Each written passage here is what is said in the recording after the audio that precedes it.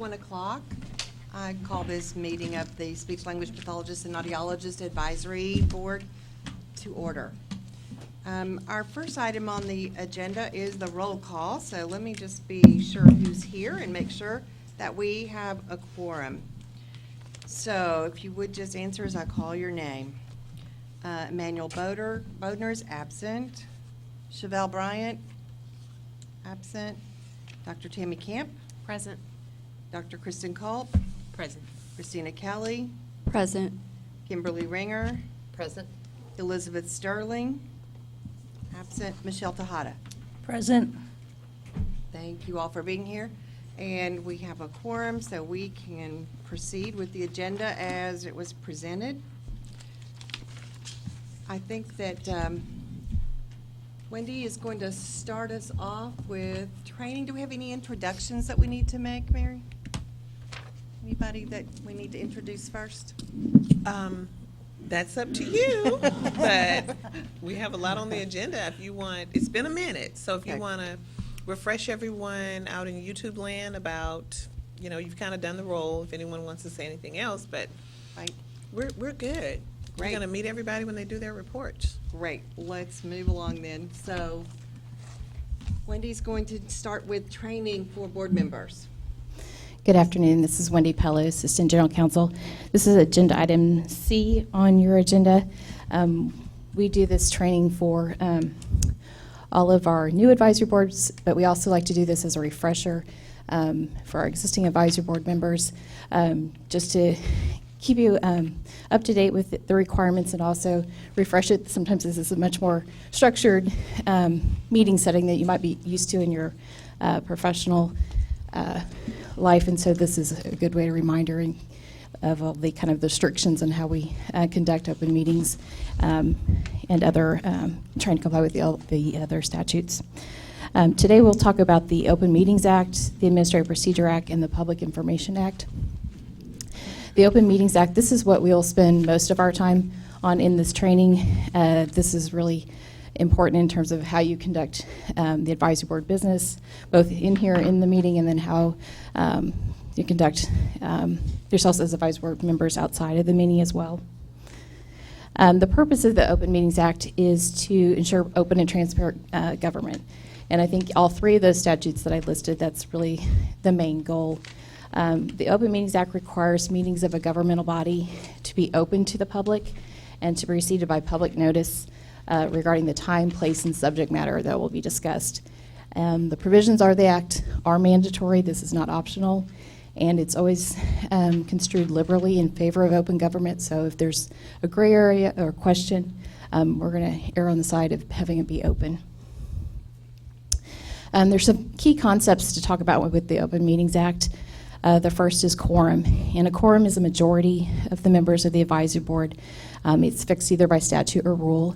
This particular advisory board, you have got 9 members, so a quorum is 5. And a quorum of the body must be present in order for you to take any official action. If you didn't have a quorum present, you could still have discussion, but you would not be able to take any official action, which would be like approving minutes, voting, or making recommendation on rules. So you do have a quorum today, so that won't be an issue. The next concept is deliberation. And just a simple way to describe this is a discussion. And it's either a verbal or written exchange between a quorum of the governmental body or a quorum of the governmental body and another person concerning information or with topics or issues within the jurisdiction of the governmental body, and in this case, within the jurisdiction of the advisory board. The third is meetings. And a meeting occurs anytime the quorum of the governmental body engages in a deliberation or discussion regarding public business or public policy over which the governmental body has supervision or control, or it's within your purview to take formal action. Sitting in here today, this seems like an obvious situation if we're in a meeting. Very structured, everybody's at the dais, you've got agendas, meeting materials. But there's other situations that are also count as meetings that aren't quite as obvious, and we'll kind of talk about those as well. But those situations can be hallway discussions, discussions about advisory board agenda items that start either before the meeting gets called to order or after it adjourns, having discussions, at lunch or social events as well. The next item or key concept is notice. And the Open Meetings Act requires advance written notice of the date, time, place, and subject matter for each meeting to be held. And TDLR does this in the form of the agenda. And we post the agenda and file that agenda with the Secretary of State's office. And it has to be filed at least 7 days prior to the meeting. We also post it on our TDLR website. We've got GovDelivery emails that go out that people can receive notices all. But it's important, it gives the public information about what the advisory board will be talking about. And we can't discuss, and the advisory board can't engage in discussions on a subject that's not included on the agenda. So that's why it's really important to put that out there so the public's informed what to expect. One of the questions we get asked a lot with our advisory boards, because a lot of you professional members, you see each other at professional events, whether it be continuing education, association meetings, other professional events as well. And so the question is, well, can I talk to my colleague? Do we have to avoid each other? We can't say hi. And no, that's not the case. So this slide is about what about social functions, conventions, and workshops, and recognizing that a meeting occurs if you've got a quorum, not just in this room, but if you've got a quorum of governmental body, can you ever meet in an informal setting? And the answer is yes. You're free to engage in conversation that's incidental to your event. However, with the big caveat that gathering is subject to the Open Meetings Act if you've got a quorum and you're engaging in discussion about advisory board business or you're trying to take action. So even, it doesn't have to be in this room. If you're at a social event, just be mindful if you've got a quorum of your fellow advisory board members there, that you're not meeting in a quorum and you're not talking about advisory board business. So these are some key points to remember. Always be aware of any situation occurring outside of a properly noticed meeting with a quorum.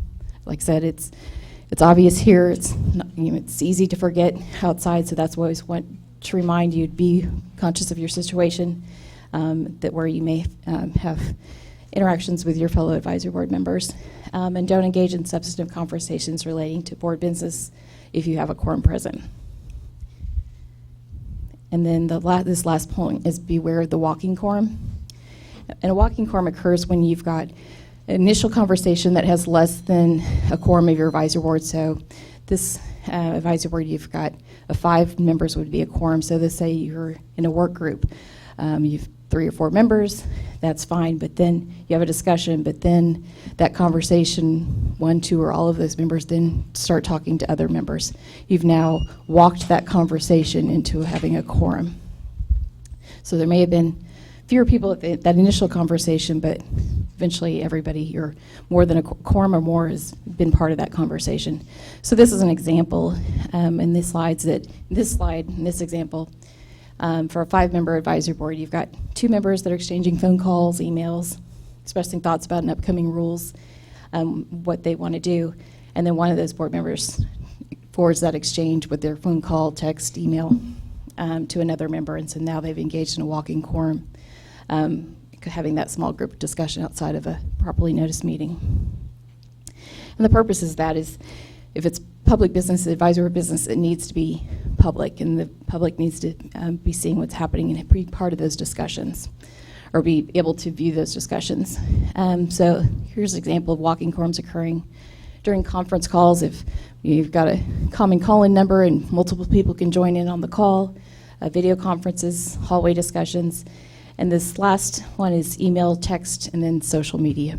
And that's obviously an issue, making sure that you're not posting on whatever social media place you would want to post. We've got Twitter, Facebook, instant messaging, Instagram, such that your fellow advisory board members may be following, be able to view those posts, and then be able to weigh in that discussion. Somebody posts a message like, hey, we should change Rule 1, 2, 3, and someone else, I agree, that's a great idea, what do you think about that? And now you've had a discussion about rules. So be mindful of that in terms of social media. So we've also set out some best practices to avoid the walking quorum. Members should not meet in small groups, discuss board business, and then communicate those discussions to others. One of those things when we have work groups, we always make sure it's less than a quorum, and we always say, do not discuss this with your other advisory board members. Even if you're on another work group, don't share what this work group did until we're back in here in a properly noticed advisory board meeting. You can share those thoughts and have that discussion here. The other thing, members shouldn't send emails, texts to a quorum of members about official business. Even if you're sending it individually, you can't say, well, I didn't send it to everybody on one big group email. I just did it one by one. You still can't do that. Do not create posts on social media about board business where the likelihood exists that a quorum of members could participate in that discussion. And then the last one is ask a quorum of members what they think, or get their comments and feedback, or what they think about a particular item. And this is what we call polling. And basically, you're trying to get an idea of what your board members think or how they would vote before you show up at an official meeting. You can't do that as well.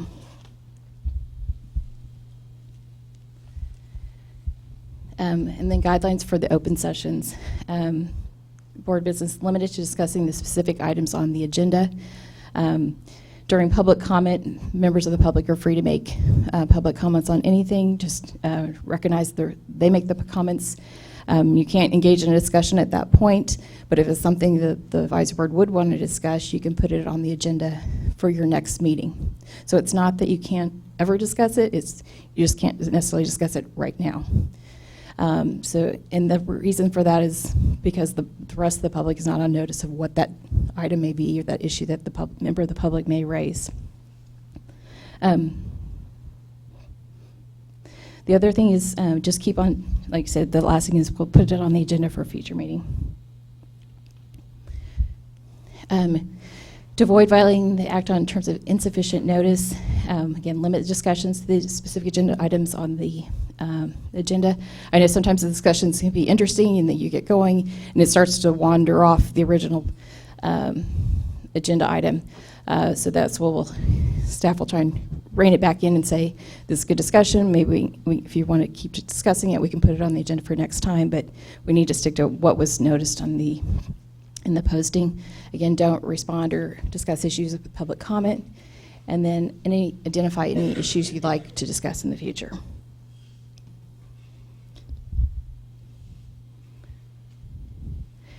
The state takes the Open Meetings Act very seriously.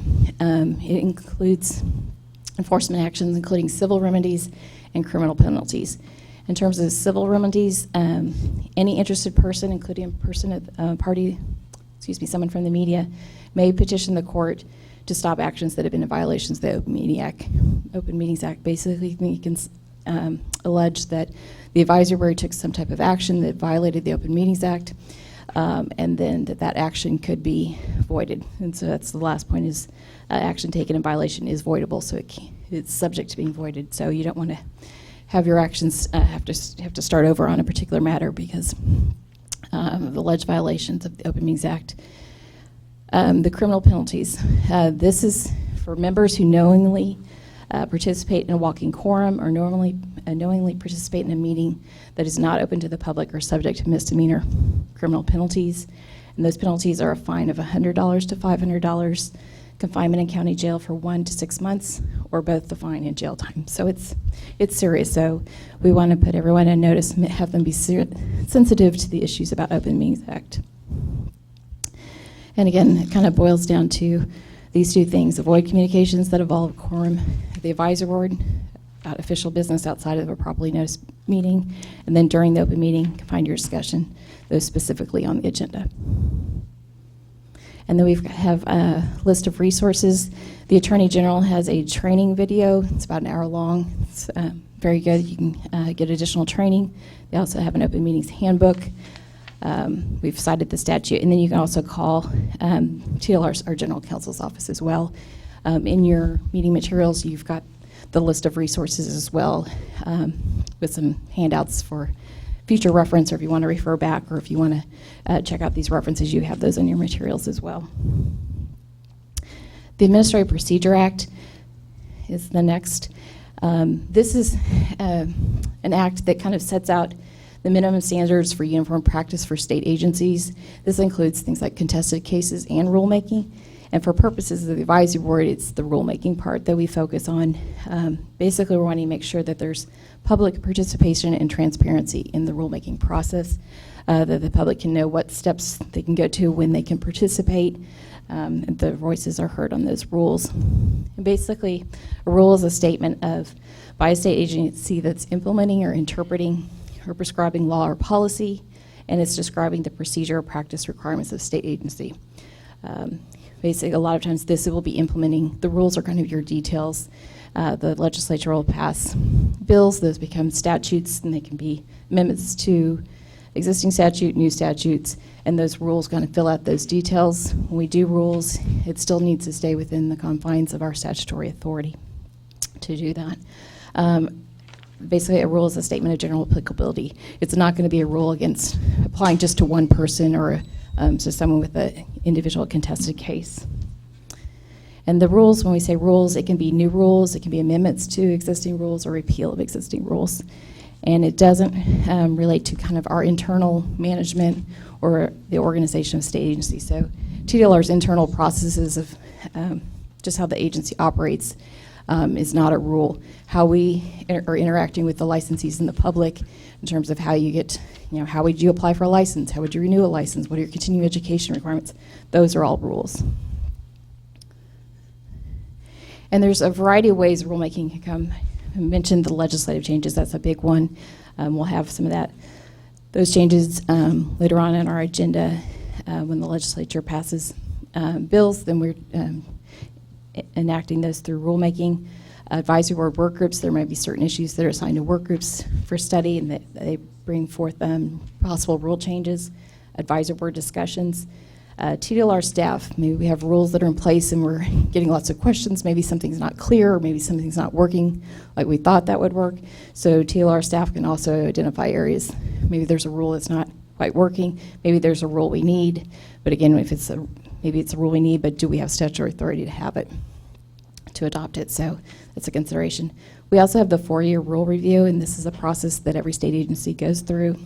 We have a slide in a little bit, talk more about that, but it's to make sure you're reviewing your existing rules every 4 years to make sure that they're still current, that they're still needed, they're not obsolete as well. And then the rule petition is another way.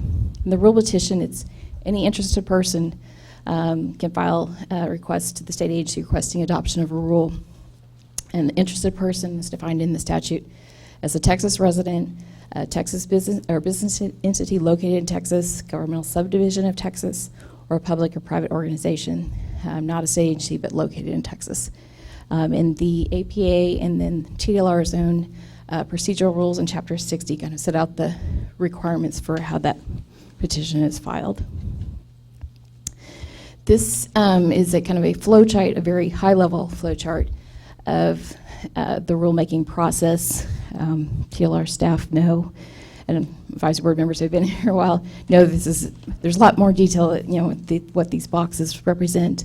It kind of starts from the ideas for the rules, like where we talked about with the legislative changes, this type of information, moving to drafting and review of rules. This is a big chunk of time in terms of drafting those rules, being thoughtful, going through levels of review, making sure that we've thought about what the impact will be, any potential consequences of those rules. The 2 blue boxes up here are showing kind of where the advisory board is, so that third box over on the top row is the draft rules are sent to the advisory board for their consideration. And so we do build the advisory board in a couple of times. Obviously the public's welcome to be here as the advisory board as well and reviewing those rules. Moves on to proposing the rules, and they're filed with the Texas Register. We have a public comment period of at least 30 days where the public can comment and offer comments on that.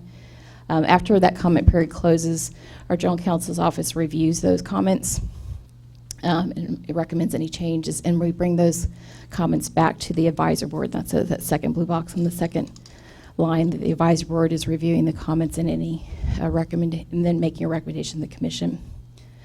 And then the commission reviews those rules the advisory board recommendation, all the public comments, department's recommendation, and then the adoption is filed and it becomes effective 20 days for filing. So we do have several opportunities for the public to be there. In addition to the public comment, you have the advisory board meetings as well. One of the requirements for the public comments is that the state agency is required to respond to all public comments. We don't respond with a personal letter back to the person or the company that sent us the letter, but those comments and those responses are in the adoption preamble that goes with the adopted rules. The agency is required to summarize all the comments and address, either respond, we agree, disagree with a comment, do we make any changes based on those comments? If we disagreed, why? So there is a response, and we do address all of those comments. Again, you won't get a personal letter from us, but all those comments will be addressed. This is the rule review process that I mentioned earlier, and this is the 4-year. And each of our statutes and our programs are on a 4-year schedule. And when we do this, we just publish a notice of intent to review. We don't publish text of the rule or any proposed changes. We put the public on notice that we're reviewing it, and we're trying to see if the rules are still needed. Are they obsolete? Is there anything that needs to be changed? We get those comments back, and the comment is able to comment on those. We review those comments and then take them to the commission for the commission to either re-adopt those rules if they're necessary. The comments that we do get during that comment period, the department staff is looking at that and also bringing those to the advisory board.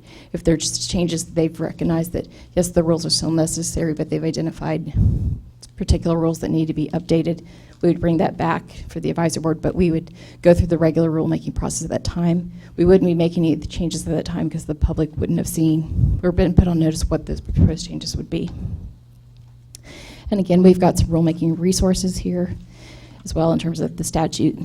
Secretary of State's website for both the Texas Register and the Administrative Code is where the final rules are. Texas Register, where you've got notices of the proposed and adopted rules. And again, TLR's General Counsel's Office. And the last act is the Public Information Act to talk about.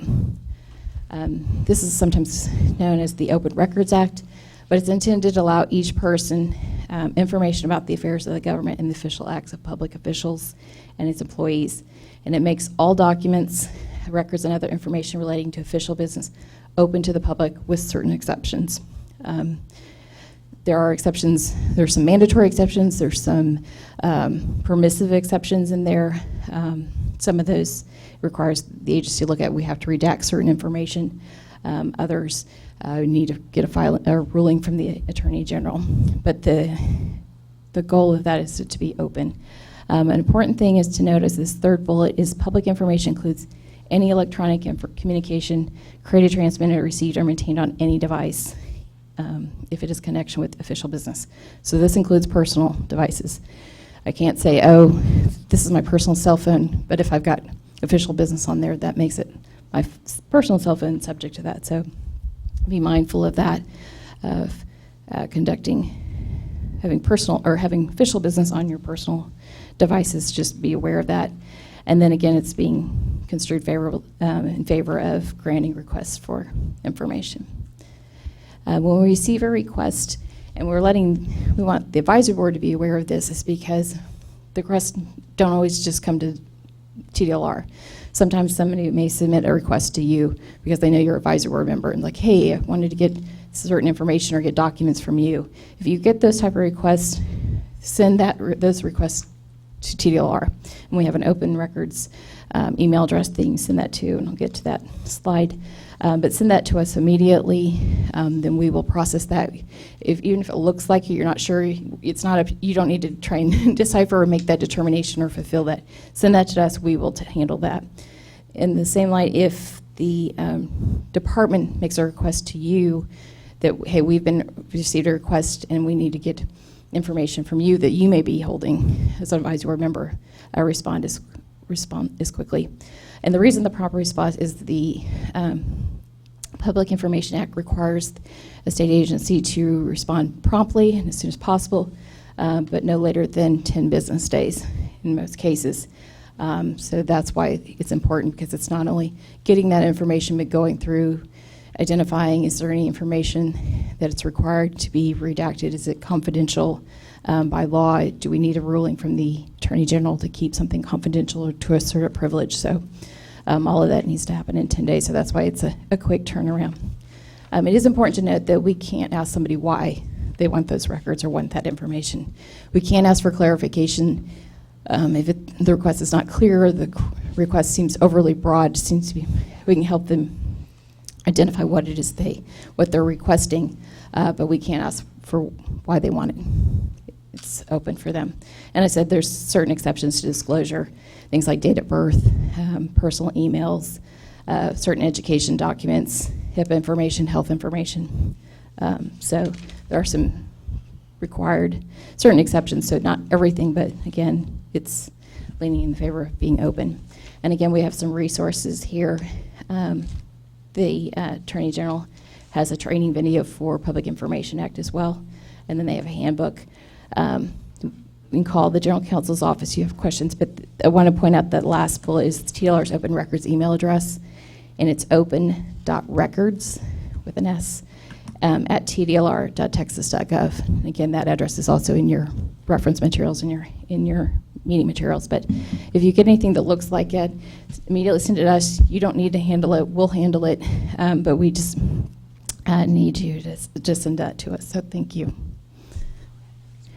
And that concludes the training. If you have questions, I can help answer them afterwards. Or like you've got TLR's or General Counsel's office email or phone number, so you're always free to call us. Thank you. Thanks for that training reminder. And welcome, Mr. Bodner. My apologies for being late. I got confused on the time. Oh. We're in a central time zone, aren't we? Well, you're here. So the next item on the agenda is approval of the minutes from our last meeting, which was March 6th, 2018. Board members, you received that information in the packet that we got before the meeting. Does anyone have changes to the minutes or other discussion about those minutes?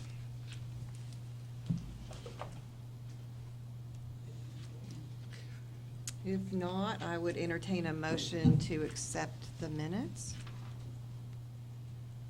A motion to accept. Moved by Kristen Culp. I need a second. I second. Any other discussion? Last call. All right, let's vote. All in favor, say aye.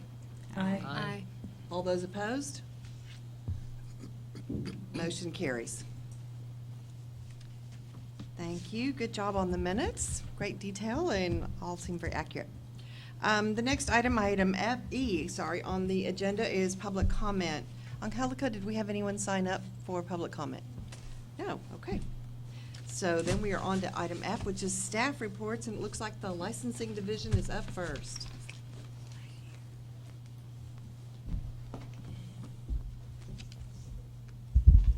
Good afternoon, advisory board members. My name is Leonard Rivas. I'm the licensing manager for the Speech Language Pathology and Audiology program. I will be here to help Regina provide the licensing report to you in case you have any questions after her report. Good afternoon, advisory board members. My name is Regina Horton, and I'm one of the team leads for the medical professions team, and I will be providing the licensing statistics for the speech language pathology and audiology program. You should have the report in front of you for fiscal year 2018-2019 and first quarter of fiscal year 2020. The current population for the first quarter of fiscal year 2020 is 15,222 for speech language pathologists. For speech interns, we have 856. For speech assistants, we have 4,187. Audiologists, we have 1,405. The audiologist interns, we have 46, and audiologist assistants, we have 31. The total number of licenses issued that were new was a total of 400, and we have a total of 2,318 licenses that was renewed for the first quarter of fiscal year 2020. You have any questions? It's a lot of bodies to manage. Thank you. You're welcome. Customer Service Division.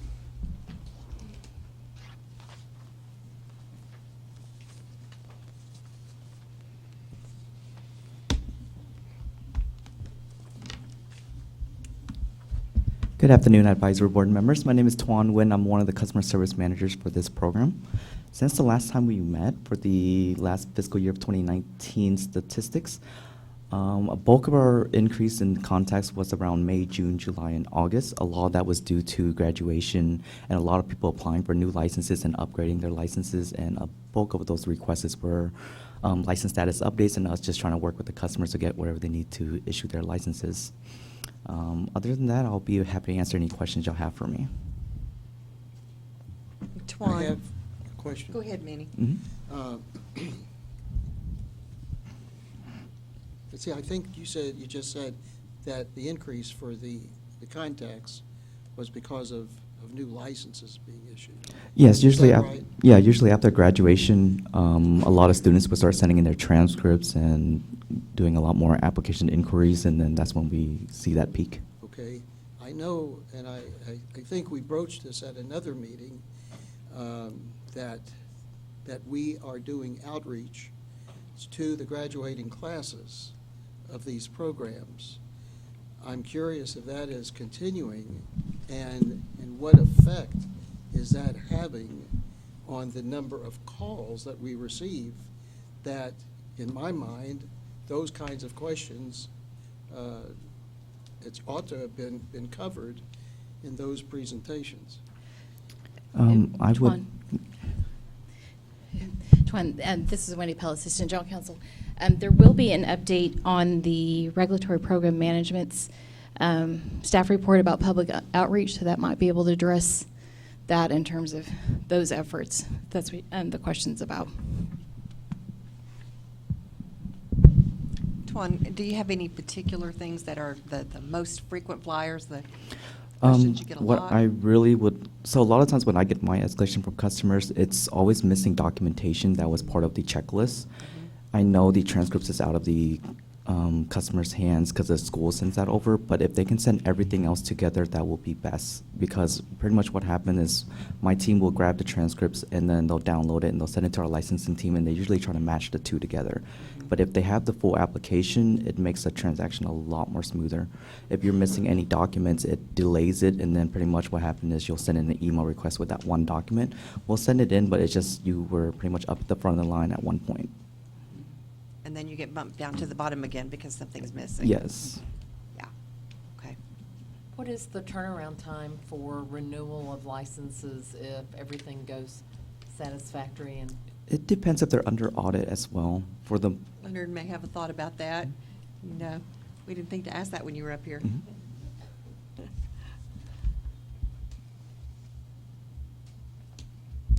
Leonard Rivas with the Licensing Division.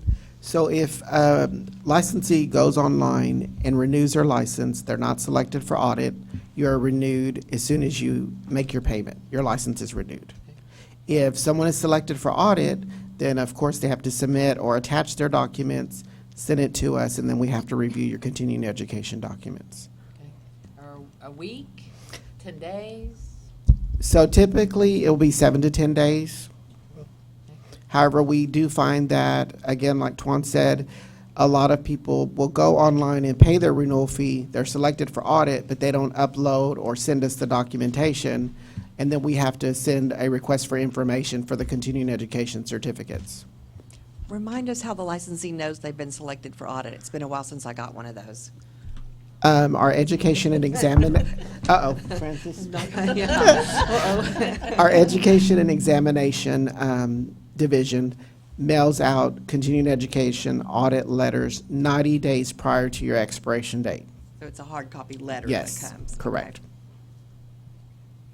And that you will be, That you're selected for audit, correct. before your license is renewed? Yes, ma'am. Okay. And I had heard that some of the fingerprints for some of the licensing had to be redone because there was some kind of problem with that. Can you speak on that? Yes, ma'am. So when the program was at DSHS and the licensing staff member was processing that individual's application, the licensing specialist at DSHS did not click a button to subscribe to the individual's fingerprints.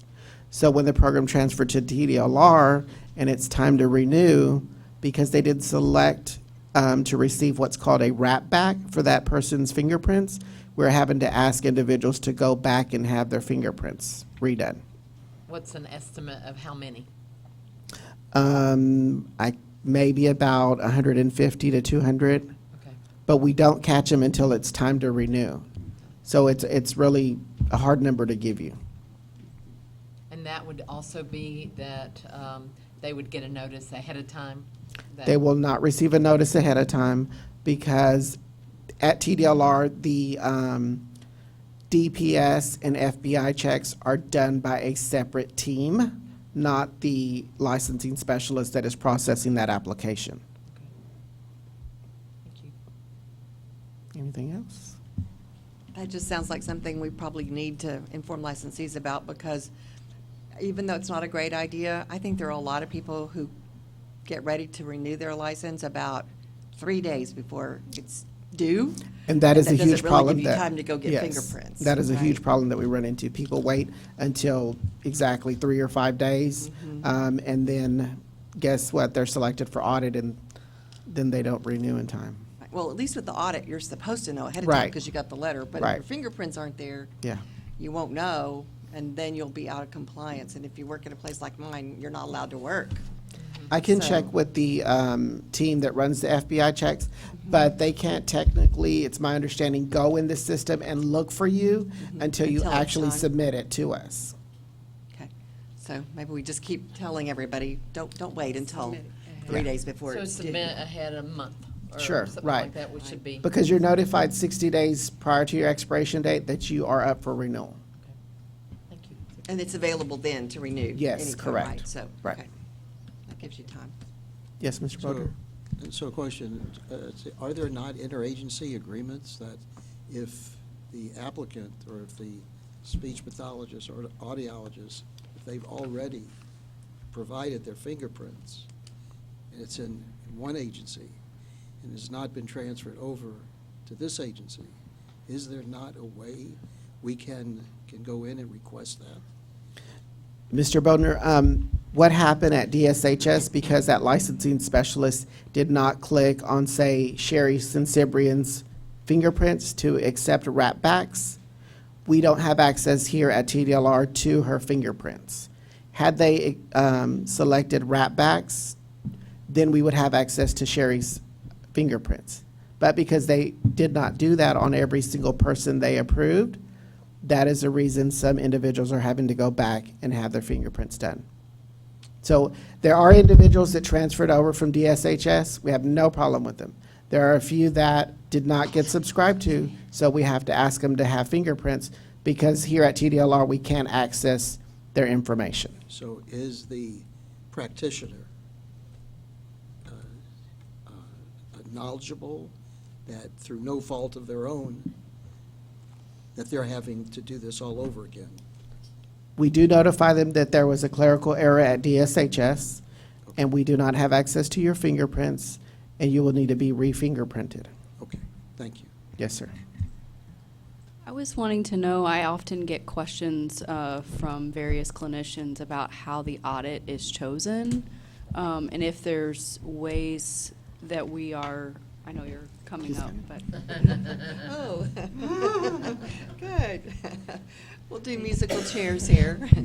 Just to clarify, this is going to be E&E, so they're coming up for Education Examination Division. I want to make sure we're Yes, explain Clear who on- you are. I'm Fanny Pringle with the Education Examination Division. Our division is responsible for selecting persons for audit, and that is done through a computer randomly generated program that selects 10% of the population of those individuals who are up for renewal. Thank you. Thank you. You're very welcome. don't go far because you're coming up soon. So, okay, any other questions about licensing or customer service or for those divisions? Thank you. So the Enforcement Division.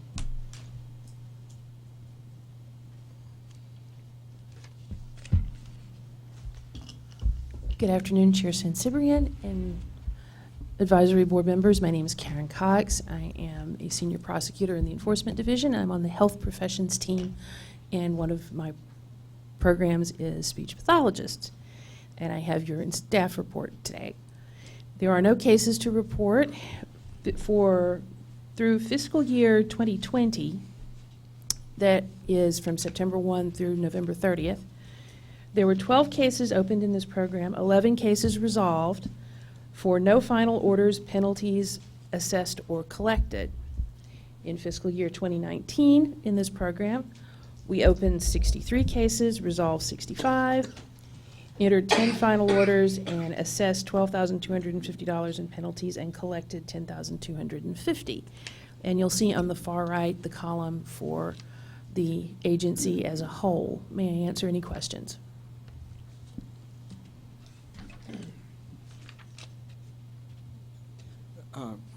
Just a question. Do you see any trends in any item that you're looking at? Is there anything that You mean keeps in any, on? are we seeing any trends in any particular types of violations alleged Yes. at opening? Yes. I don't have that statistic right now. We would be able to search violations alleged at opening, which might or might not be what we would find out either. That would just be what the complaint says.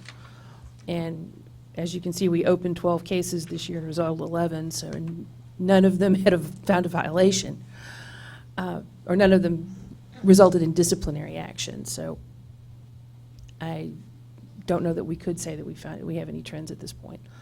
Also, this is a program with very small numbers of complaints, so I would be concerned that we have too few numbers to get a really good statistical analysis. That's good. I think that's a good thing. Yes, it's a good thing. Okay, any other questions about complaints and enforcement? Thanks, Karen. Yes, Thank you. ma'am. Yes, Oh, pardon me, Manny had a sorry. question. Is it coming are these complaints coming from across the state, or is it concentrated in one geographic area, or it's hopefully not any one particular person? I don't know. I can look that up and have it at the next meeting. The next meeting? Yeah, we would have the hope- source Hopefully of- we could have it sooner than that. Mary Winston, TDLR. Mr. Bodner, would Yes, you ma'am. like the geographic regions that the complaints come from in general? I would be curious if Okay. over time we see a consistency in geography. Okay. And/or with people, and/or the same concern. Are we having concerns about the same item? that's We being will get, reviewed? as, we do have, staff listening and listening in upstairs while they're working, and we can get some of that information for you. We'll try to get it before the end of the meeting. If we don't, hold on, if they don't find it. But with 12 cases, not to put you on the spot, Chris or Griselda, but we'll try to get it for you. Whatever we have. Any other questions for Karen? Thank you. Thank you. And I'm going upstairs right now. Okay. And we're back to education and examination. Hello, I'm Fanny Pringle with the Education Examination Division.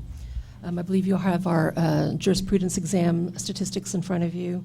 The fiscal year 2020 numbers are consistent with previous fiscal years and track with the initial license and license renewal number trends. The jurisprudence exam was last reviewed and updated in May of 2019. And will be updated as new rules are finalized and passed. Have any questions for me?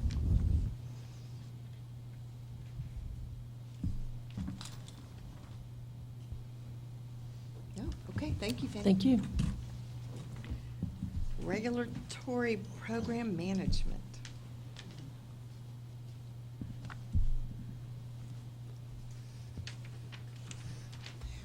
I'm sorry.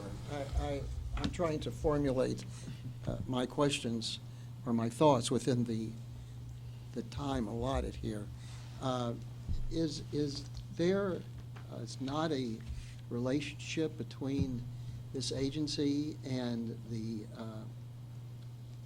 group that creates these exams, that we can't have the sharing of information, and wouldn't that be helpful for us as we review the rules and penalties and so on and so forth, just to have this flow of information? Yes, when the jurisprudence exam was transferred from DSHS to our agency, we did have an examination review committee with work group members to ensure that the exams were current and any revisions need to be made to make them consistent with TDLR rules and regulations. Since then, we have had one review internally with the regulatory program management staff.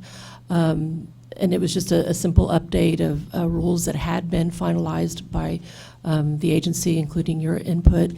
And we plan on having a formal exam review committee meeting to have like a serious review and revision to include the work group members. However, and additionally discuss the potential of some of TDLR's intentions to revise the format to make it more of an interactive learning, more useful as a learning device. However, the contract, we had both an existing contract with our agency with an examination provider, and we inherited a contract with the DSHS examination provider. And the existing contract from both would not allow us to make those changes. There was conflicts in those contracts, and so we've since renewed and renegotiated our existing TDLR contract, and we would like to retain the contract that we had inherited from DSHS, but that contract is up for renewal. And as we finalize that contract this year, negotiate what things can and cannot be done to the jurisprudence exams, once that's finalized, then we will have a call for subject matter experts from your body, from the work group, to come in and have a formal exam review committee where they will be able to address their concerns and issues on the exam, if any. And So- just to so clarify though, Manny, Yes. that this is just the exam over jurisprudence. That's our correct. rules. And speech pathologists and audiologists take a national exam that's separate from licensure. It's not- Yes. It's not part of the They're licensing two process. different exams. They're two Correct. different exams, Right, right. exactly, right. This yeah. I So we understand. take the national exam, but that doesn't. Yeah, become we part of have the no licensing jurisdiction process. over the national exam. Right, and it's not included, those scores are not part of the licensing process. Correct. Exactly, I mean, you don't Right. get reports and that sort of thing. Well, the only thing, well, I mean, the person would have to pass, wouldn't Right, they have to pass, but as So far as that information for reporting, like which of our licensees took the exam and passed or didn't pass and that kind of Would that be information. helpful?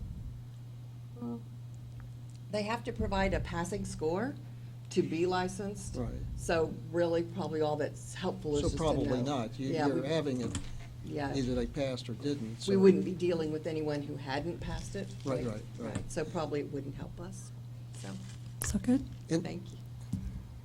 And so you bring up an interesting other point, that you have received information from the work group When with the, this, with correct. licensing, I guess. yes.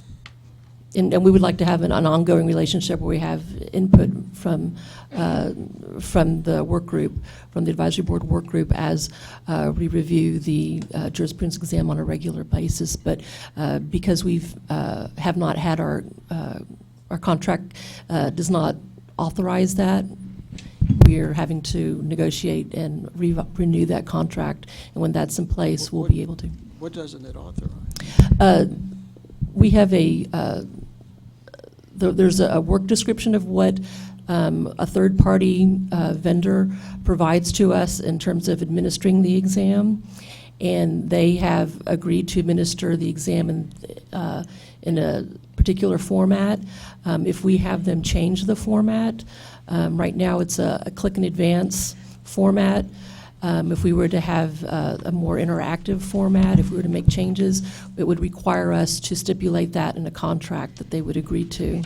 Fanny, this is Wendy Pellis. Sorry to interrupt here. I think we're getting off track of what this agenda item is. This is about statistics and kind of the jurisprudence exam. If we're talking about some things about work groups, and there is an item later on the agenda for a discussion of possible action on work group tasks and possible assignments. So this discussion would probably be it's tied to that agenda item, but I would hold off on having that discussion because I think that's beyond kind of what the staff reports they're trying to provide for education examination.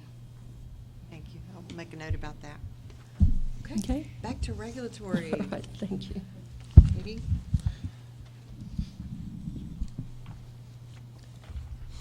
Good afternoon. I'm Katie Bryce with Regulatory Program Management, the Medical and Health Professions section. It's nice to see you all again. I'm joined by Steve Eaker, who is also a program specialist in the Medical and Health Professions section. I'm going to start by just going over my report. I'm not going to go over all of it, but just hit on some highlights. We continue to assist customer service with emails. We've been busy working on bill implementation teams to incorporate recent legislation into program rules. We created a guidance statement for a new bill, Senate Bill 1264, for your reference, which was included in your meeting packet. Senate Bill 1264 protects the consumer from surprise medical bills in emergencies and in cases where the consumer had no choice of providers.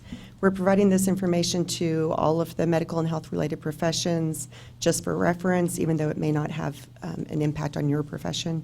There are continuing meetings for implementation of the bill, which our staff will be attending, and we will keep you informed of any major developments in that. I currently have 8 schools scheduled to give presentations to. They are Abilene Christian University, Our Lady of the Lake University, UT Dallas, UT Austin, UT Rio Grande Valley, Texas State, Texas Women's University, and University of North Texas. And these presentations will be in March and April. For public outreach, Steve and I attended the Texas Speech Language Hearing Association convention in Fort Worth. We also attended the Texas Audiology Association. Is that? Academy of Audiology. I knew I was going to get that wrong. I'm sorry. I always just say TAA. Okay. We also attended their convention. We were fortunate enough to attend the National Council of State Board of Examiners for Speech Language Pathology and Audiology Conference in San Antonio. We had several staff members also from licensing who joined us. And we will be at the next TISHA convention in Houston in February. For personnel updates, Amanda Smith has joined our group as an executive assistant. Amanda has many years of experience in aiding in the regulation of health professions at DSHS. And then under the medical and health professions section update, as I mentioned earlier, we've been very busy during the last legislative session. We reviewed over 50 bills, analyzed the impact of proposed legislation, and served on cost estimate teams for bills that relate to the medical and health professions programs. We're currently leading bill implementation teams to implement the requirements of the new laws that were passed. We have produced and distributed 9 issues of the TDLR Health Monitor. The latest issue can be found on the program webpage, and links to previous issues can also be found under the main TDLR webpage under agency newsletters. Part of the report covers the Senate Bill 202 implementation report. The Senate Bill 202 transferred 13 licensing programs from DSHS to TDLR, and part of the bill requires TDLR to submit an annual report on implementation of the bill. The report provides a transition overview, a summary of advisory boards and committees, a reference to the State Auditor's Office audit report, current initiatives, and key statistics, and that was also included in your packet. The last item on my report is the State Auditor's Office report. The audit, we were notified in January 30th, 2019, that the State Auditor's Office was going to audit the health-related programs that were transferred from DSHS. The audit objective was to determine whether TDLR had processes and related controls to help ensure that the agency administers regulatory activities in accordance with applicable requirements for selected health-related programs. The State Auditor's Office published their report in August of 2019, and the report was included in your packet. Overall, the audit found that TDLR had developed processes and related controls as required, but not all processes, controls, and policies were sufficient. The audit found certain areas that TDLR needs to improve upon, and they did audit all of the health-related professions, but they specifically looked at the speech-language pathology and massage programs. One of the things that they mentioned needed strengthening were facility inspections, which doesn't apply to this. It's with massage. Another thing had to do with enforcement, and that's because some of the programs took longer to get their penalty matrix and conviction guidelines and things in place. This program had that done really quickly, so it wasn't specific necessarily to this one. And I guess that's the rest of my report. Do I have questions? Yes. Yeah, so I can appreciate the number of programs in the state. I continue to be a little confused about how we visit and put a face to the agency with the other programs. How do we interact? Because when this report was first presented a few years ago, the impression, at least I had, and maybe mistakenly, was that this agency would visit every program in the state. And I think I remember I expressed somewhat amazement how we're going to get to every program, but that's what I was told. At least I think. I may be wrong. So the question is how do you pick and choose which program we visit, and so on and so forth. And I would be interested to know the number of programs in the state. I don't even think I know that number. Okay, so by programs, you mean universities with communicative disorder programs, In I other words, believe. however a Correct? speech-language pathologist or audiologist receives their degree and has the ability to practice upon completion of acquiring a license. Okay. That's what I mean. Okay, so I look up different schools with programs. I find the contact person for the program director, send them an email asking if they would like me to come give a presentation. Several of them, almost maybe a majority of them, never respond. The ones who do respond, I schedule a meeting and I set it up and I go and I give the presentation. Sometimes, like TCU, for example, they have a graduate level program, and I will go give presentations to them, but it's only every other year because they have students that enter the program every 2 years, or so it's not a consistent thing that I go every year to every school, and there's no way for me to go to every single school Well, in the that's certainly- state. That's certainly appreciated, but I would suggest to send out an email. We do. Is good, but is there anyone picking up a telephone and talking with these folks? If they contact me, I'm happy to No, speak from with the them. agency, from No, us to them. no. Is there a reason why not? This is just a, excuse I'm me. sorry, Mary Winston. So, Mr. Bodner, you're asking if there's a reason why a staff member of TDLR doesn't pick up a phone and call a university? That's the question. Okay, so she said how she's been reaching out. Right. And if this is a suggestion that she give someone a call or get further contacts, we can definitely look into that, so we can do that. So she can get more direct contacts, and if anyone from the board has contacts within these universities that they can share with the department, that would be fantastic as well. Moving to get better and better, if that hasn't been done, then we will do our best to communicate as best we can. She has managed, I'm not sure how many, and Katie, I believe you're the only person that does this? Yes. Okay, Yeah. so, one person, she's done a great job. I know she's always traveling and doing this, but we can always do better. So we will take. Let me be very clear. Mhm. Forgive me for the interruption. No Let me problem. be very clear. I have no concerns about any person within this agency. Mhm. Katie has done, I've known her since I first joined this board.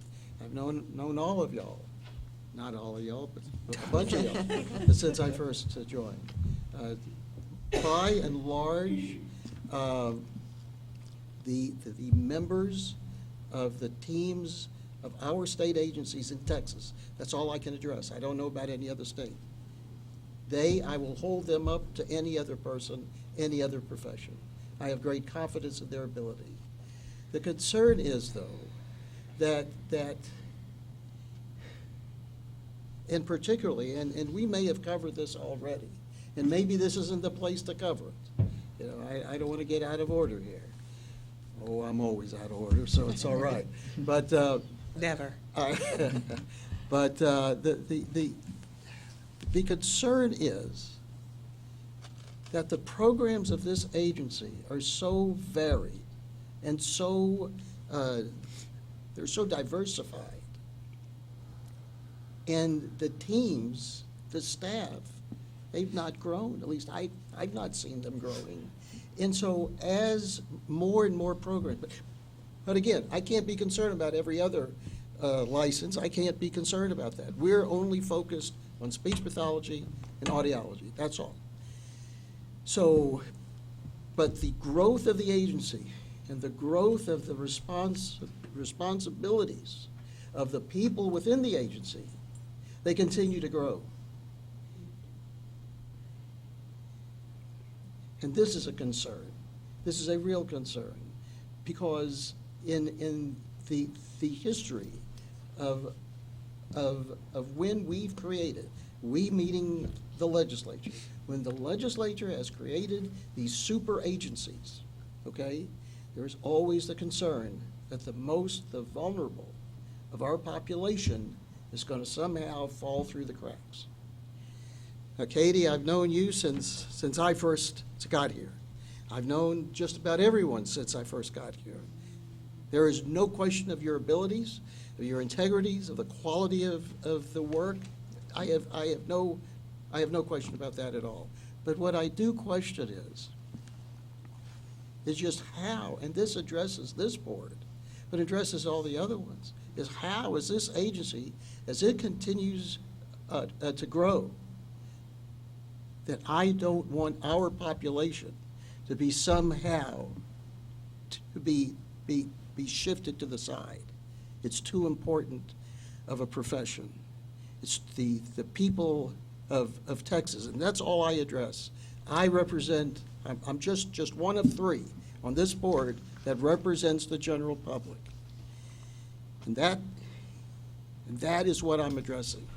We have this agency, it's a great agency, no question about it. What makes it a great agency? It's the people.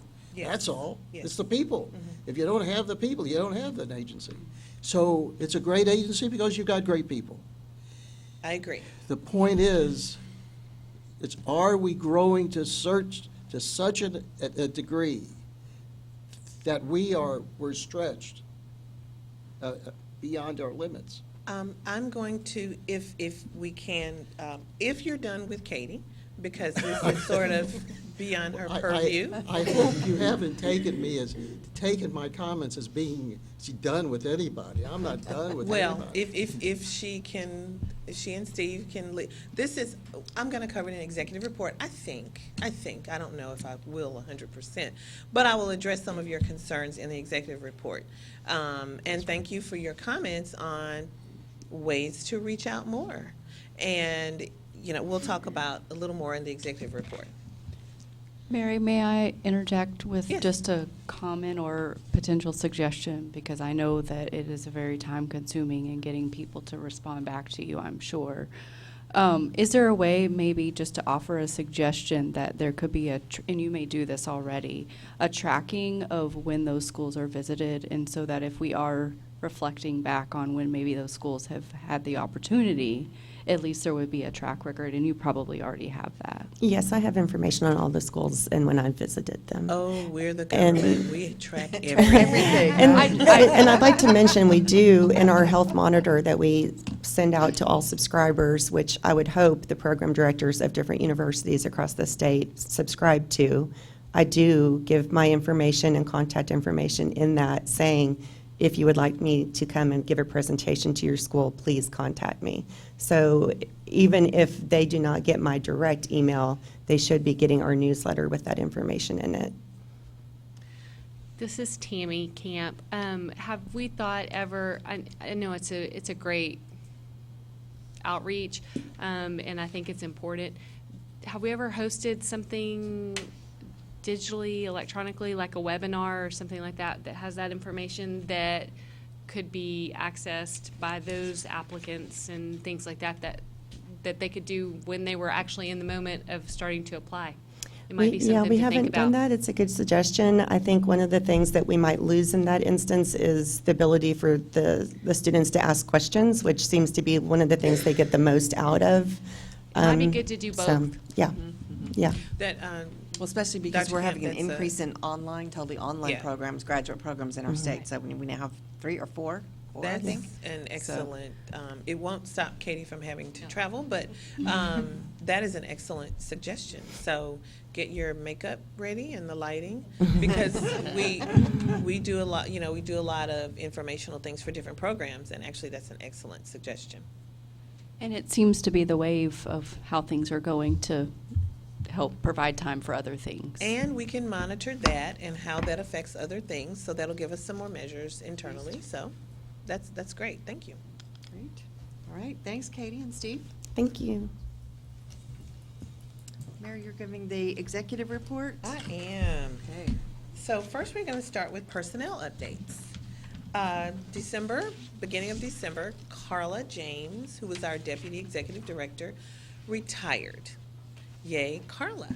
So she's come back and visited, and she looks so well rested. I'm like, you look great. So upon her retirement, as we've grown,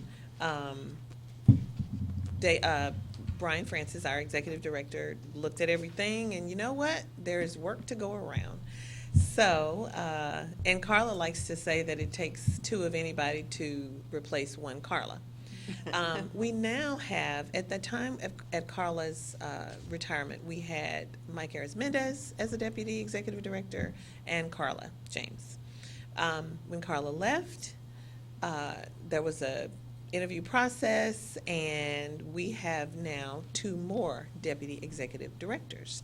We have David Gonzalez, who's actually a 23-year, I believe, employee of TDLR. He's the former director of RPM. So the directorship of that group has changed to Charlotte Melder. We also have Christina Kaiser, who's now a deputy executive director. She's the former director of our enforcement division, and the new director of the enforcement division is Ron Foster, who was a senior prosecutor. So those have been our updates as far as executive growth, though we've had, and staff updates, though we've had growth otherwise. Updates from the 86th legislature, regular session 2019. Yes, we've grown. During that session, the legislature did see fit to grant us with some more responsibility. Yes. We were given the motorcycle safety program to regulate, as well as the motor fuel quality program to regulate.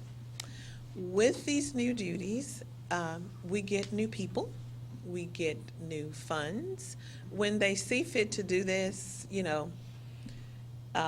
everybody's human, and as in DSHS, when they made the non-push of the one button, it affected hundreds of people's licenses, but we know that, mistakes happen. It was an oversight, and we try to do corrective action. So when the ledge gives us something, they try to accommodate. They just don't like to dump it on us. They really do ask, what do you need to accomplish the task? We did get new staff. We got more funding. We currently operate, we have several licensing systems, software that we operate under because we've grown, and we'll learn them. And we hire people, as you can tell from the agencies that went through sunset and were transferred to us.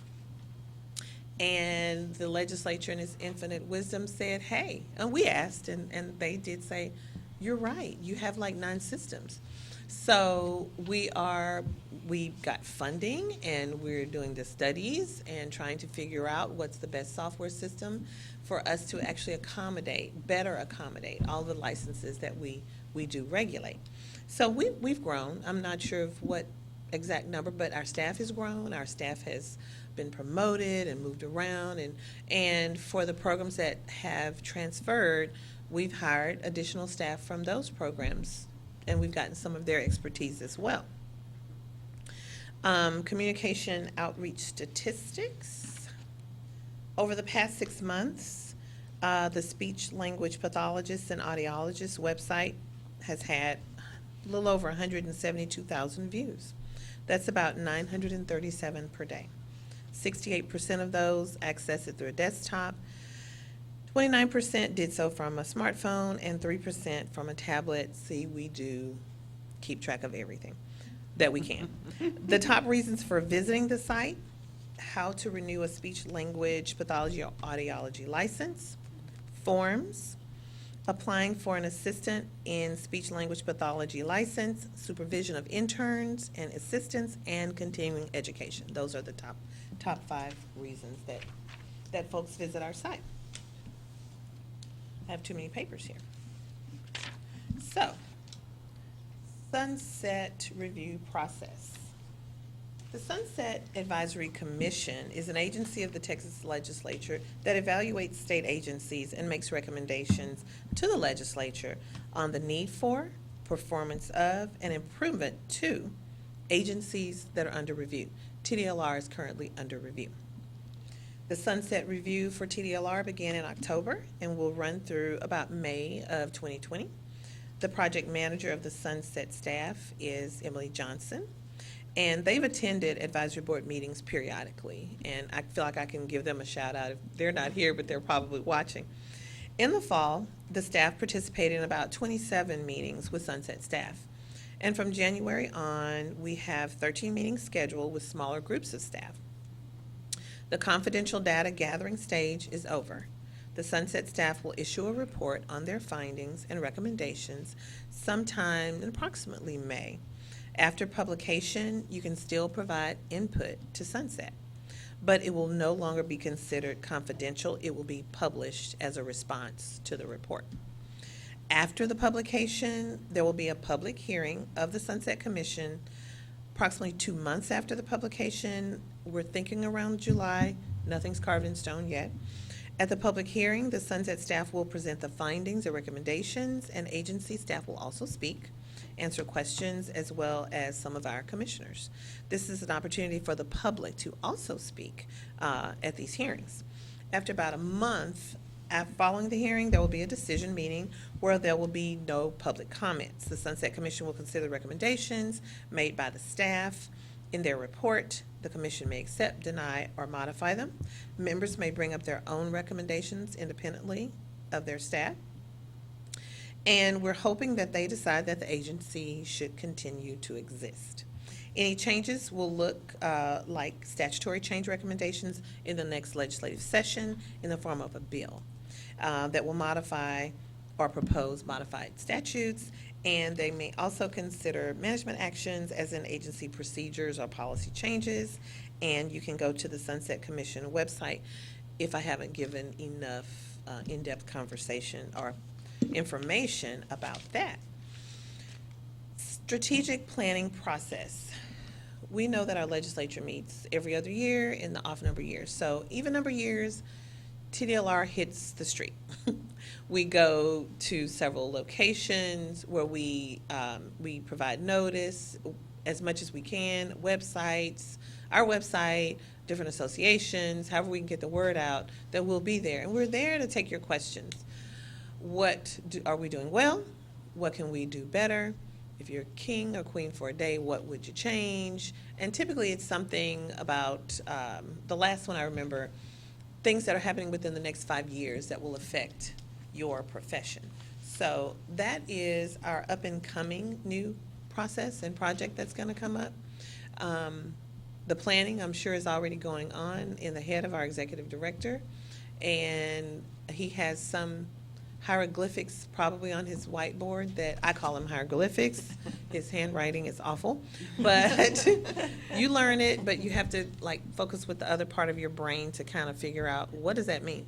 But Yvonne, his executive assistant, will type that up, and whoever is assigned and whichever programs will be going all over the state of Texas, and we will conduct our strategic planning that way, and we will issue that strategic plan timely as per requested and required, and we'll go on that round again. It'll be time for another session, and it just kind of goes that way. So, do you have any questions? Yes, sir? I just have a comment. I have called over the past few months, and I think I know who I'm going to speak to when the phone is answered, and inevitably, it's another person. That is true. I think that it is totally appropriate, I really do, that when there is a change in the person, and I was told, well, the people may change, but the phone number remains the same. And I have to Well- cop out to that. I did say that. Okay. That is true. Now, so that's a good thing, okay? Yes. But I'm not talking to a phone number. I'm talking to a real, live person.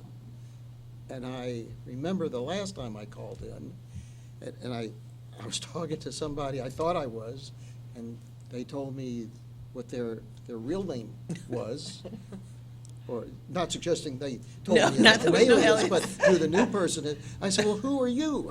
That's what I said. I said, who are you? And I said, I don't mean to be rude, but we should have that information. To be fair to you, Mr. Boatner, and to explain, it went from Anna to Angelica. So it was, probably, you do want that person, and we have visited or on the phone over the several months, and we are definitely, that's a very good comment and something that we can do better on as far as reaching out. Yes, it was Mary Winston that said, in free and open communication that, well, you're calling the same number. It's this, you're getting the same information. It is a Mary, different I have person. no That problem wasn't good enough. Mary. And so what we're going to do, because we can always get better. And we can send out communication when we change that. We've changed quite a bit. I don't know if everybody will do it, but for advisory boards, we can do that. And we will do that. Because we do keep just forgetting to tell you, and then you call and someone else answers the phone. So we have to get ahead of that, and I don't think that's a bad idea or suggestion, and we will do that. And I've said that on YouTube, and this lasts like forever. Other questions about sunset, strategic planning? This is not particularly about sunset, but you've said you've added additional people on and so on and so forth with the additional responsibilities. My question is, have you added enough? This board has not met for nearly a year. There have been, I suppose, meetings with some of the work groups. I know the work group I'm in, I'll be quite candid, I don't even remember what work group I'm in. But That is coming up. Yes, sir. But I have, we've never met, at least in my memory. Okay. We've never met. And I recall the first year of this board's existence with TDLR, there was great excitement and great anticipation that in between the board meetings, the work groups would be meeting, we'd be examining, so on and so forth, and to move this profession along and provide as best guidance that we can possibly provide. So I've not met at all in the 4 or 5 years on which I've served. And so that's a concern. And as the agency continues to grow with more responsibility and more important responsibility, then all of our lofty goals, it raises concerns. That is an amazing segue, actually, to this program. And when we say program, we typically mean profession. Is a wonderful program for obvious reasons and the way it serves the citizens of Texas, but it also has a fantastic body of licensees. The number of cases open throughout TDLR versus the number of cases open in this profession, I mean, I'll get out a calculator and calculate what 0.1% that is, because you have some really great folks doing this work. And if you didn't, because you work with children, we would know it. You know, there are many things we can't know. Texas is huge, but we would know it. Karen stepped out to get some statistics for you. Thank you so much. And in talking about, I think you kind of wanted maybe geographical areas of complaints for this licensee body. There's just such a small number, and I know Karen is such a scientific brain that she's like, this is too small, I can't, give you like a trend. It's only 12 things, but we can say the majority of the 12 have come from a part of Texas that is highly populated, which is Houston. And then the next number is from another highly populated area in Texas, San Antonio. Then you have Dallas. And so we're drilling down in the 12, and it sort of goes, it looks like it's going by population as far as number of complaints. And then really we're just drilling down to maybe one here, one there. And so it's not a great scientific, but it's just kind of factual, so that gives you an idea of the areas of the state. So we were able to pull that information for you, Mr. Bodner. Well, I appreciate that. And Madam Chair, I don't mean to monopolize the time, but as we continue to oversee, for lack of a better word, the profession for speech pathology and audiology, I'm sure it's the goal to have 0 complaints. We don't want any complaints. You're pretty close. That's the goal. And to say that we have 12, I think that's what you said, 12 in the populations. This fiscal year so far, yes. The populations of Houston, Dallas, San Antonio, that's amazing. We have an outlier here and there, one here, one there. Yeah, that's excellent. That's wonderful. And I'm trying to create my thoughts, and I'm not doing a very good job of it.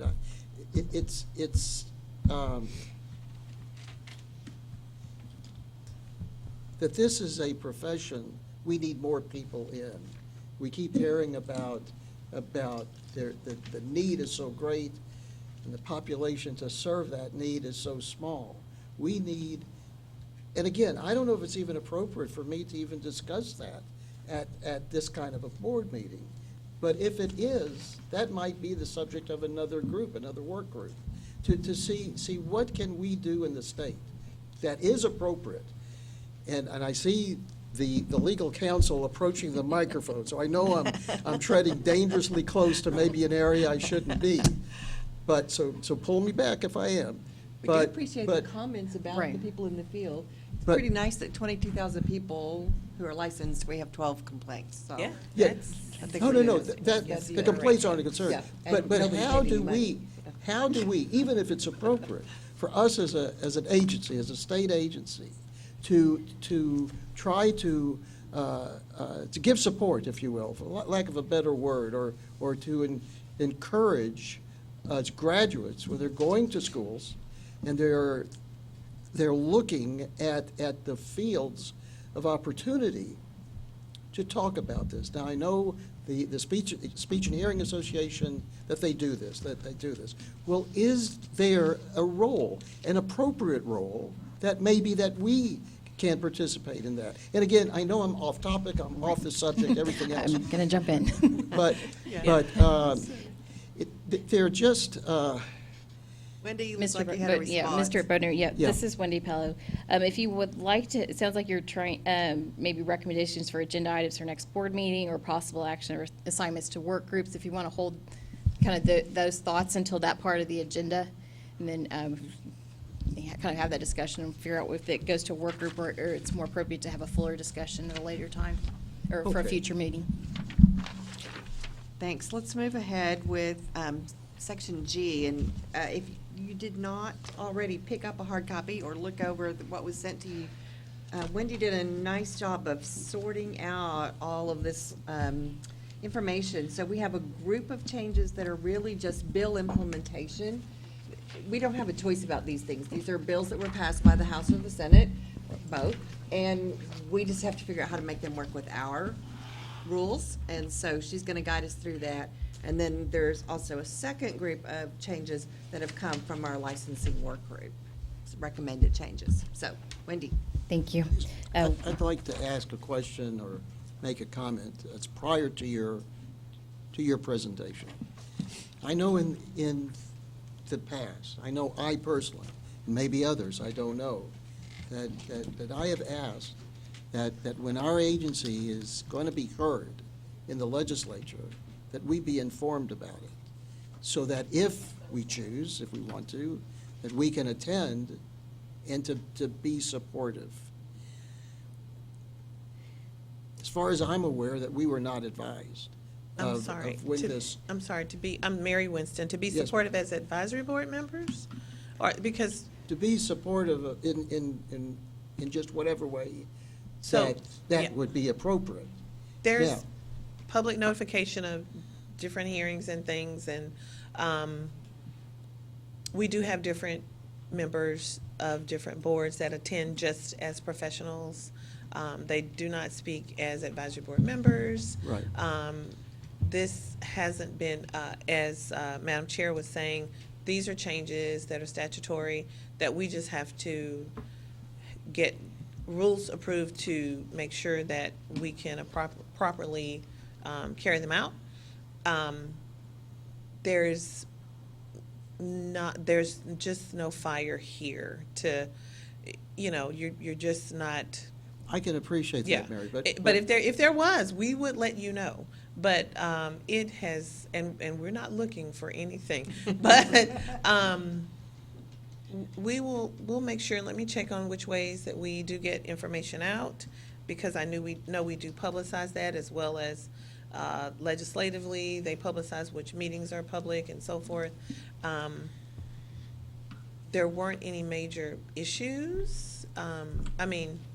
Wendy will go over these things with you that are legislative, but we'll make sure, we typically post on our website, when the session is when the legislature is in session, we have that on the front page of our website where you can click on and see which bills, which time the hearings are. We have folks that track that and update that daily, actually, or take a look at it if it needs updating daily. They do. Thank you, Jeff. So it is there. We'll make sure that we bring that up to make sure all of our members know where it is. Thank you. Wendy Pello, Assistant General Counsel. This is Agenda Item G. These are proposed rules. We're updating the speech language pathologists and audiologists rules under 16 Texas Administrative Chapter 111. You can see from your agenda, it's a long caption. It contains proposed amendments to existing rules, new rules, and repeal of existing rules. The chair kind of set out kind of a little bit of the highlights in terms of these changes are implementing legislative changes, including House Bill 1899, House Bill 2059, and House Bill 2847, including several articles and sections in that bill. From this last session, the 86th legislature, and then also House Bill 2680 from the 79th legislature. And then we've also included in your rule package some changes that were recommended by the licensing work group, and then a category of changes which shows up on your second page of your draft, kind of terminology and other cleanup changes. So cleanup of language and cross-references to statute and things like that. So you have that in front of your draft. That first page and a third of your rule draft kind of categorizes those three categories, and then the provisions under that. I've also annotated your draft rules, going through section by section, saying this is a bill and petition change, or this is a cleanup change, to try and make it a little more user-friendly, because I know it's a lot of rules.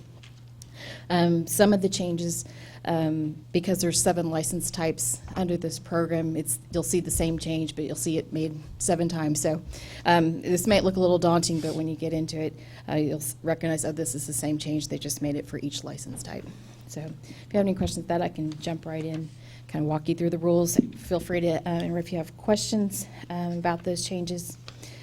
So starting on page 2 of your draft, 111.13, we're updating subsection B to use gender-neutral language. And when I mean that, we're taking out the he, she's, the his, hers, and just saying licensee or person, or in this case, the presiding officer.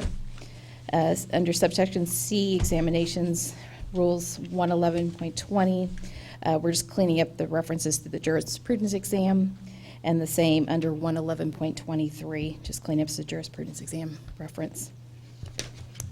Turning to page 3 of your rules, subchapter D, this is the requirements for the speech-language pathology license under 111.35. Subsection B is updates to the jurisprudence exam, and subsection C is the standardized criminal history background check, and that C ends up being on page 4. And what we're making sure we're putting this in, when we reference the criminal history background check, we're talking pursuant to our Occupations Code Chapter 51 and 53 and the Department's criminal conviction guidelines, so people are aware of what that means. Moving on to page 5, 111.37.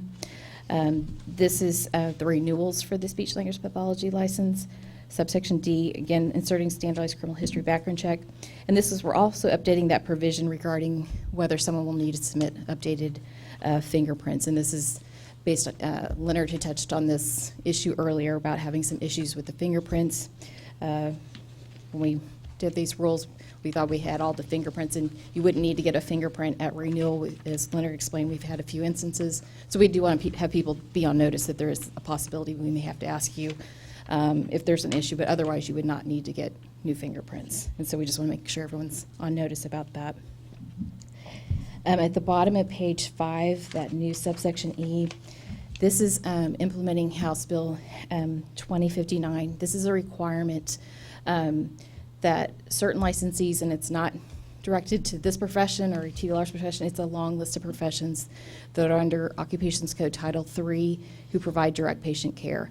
And it's a broadly written bill, and those healthcare professionals are required to take a human trafficking prevention training for license renewal.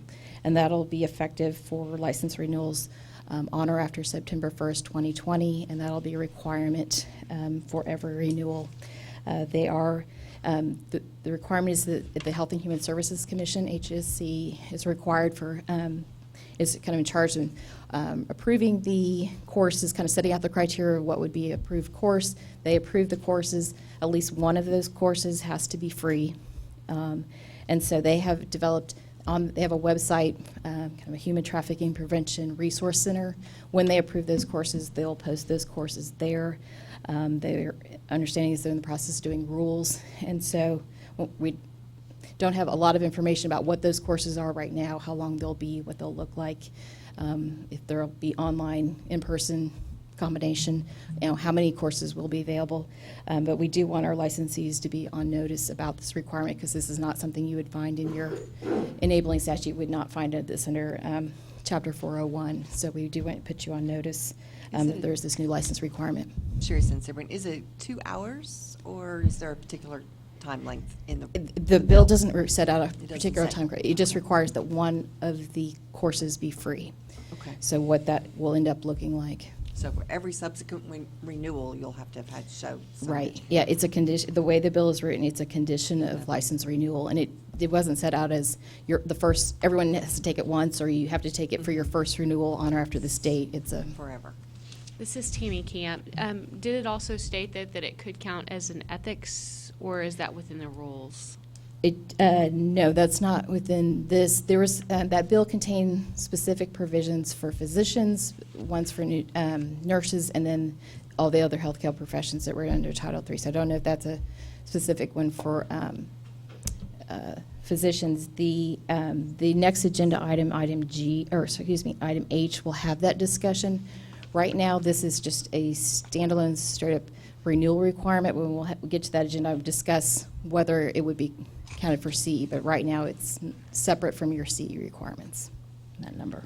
This is Christina Kelly. Would members then be, or when they're renewing their license, they would be informed of this change, of this update? Right, we're putting it in the rules here, but as we move forward, we'll have outreach to our licensees in terms of making sure people are aware this is kind of that first step with kind of just the basic requirement. And right now, we've put, you'll provide proof of completion as prescribed, because we don't know right now what that will look like, if it's a certificate or a list or a number, so what that will look like. So we've left that broad, but we'll let folks know what they need to do on that. Good questions. So that's what that changes. And you'll see that same change, and it's for license renew, so you'll see that same change as we move through for your other license types. On page 6, 111.41, subsection G, using gender-neutral language, and that changes up on page 8, G1 and 2. And again, it's his, her to the interns. Any questions on that? Page 9, 111.42, this is the practice and duties of the interns, the speech-language pathology interns. We've got 2 notes. These are from the licensing work group.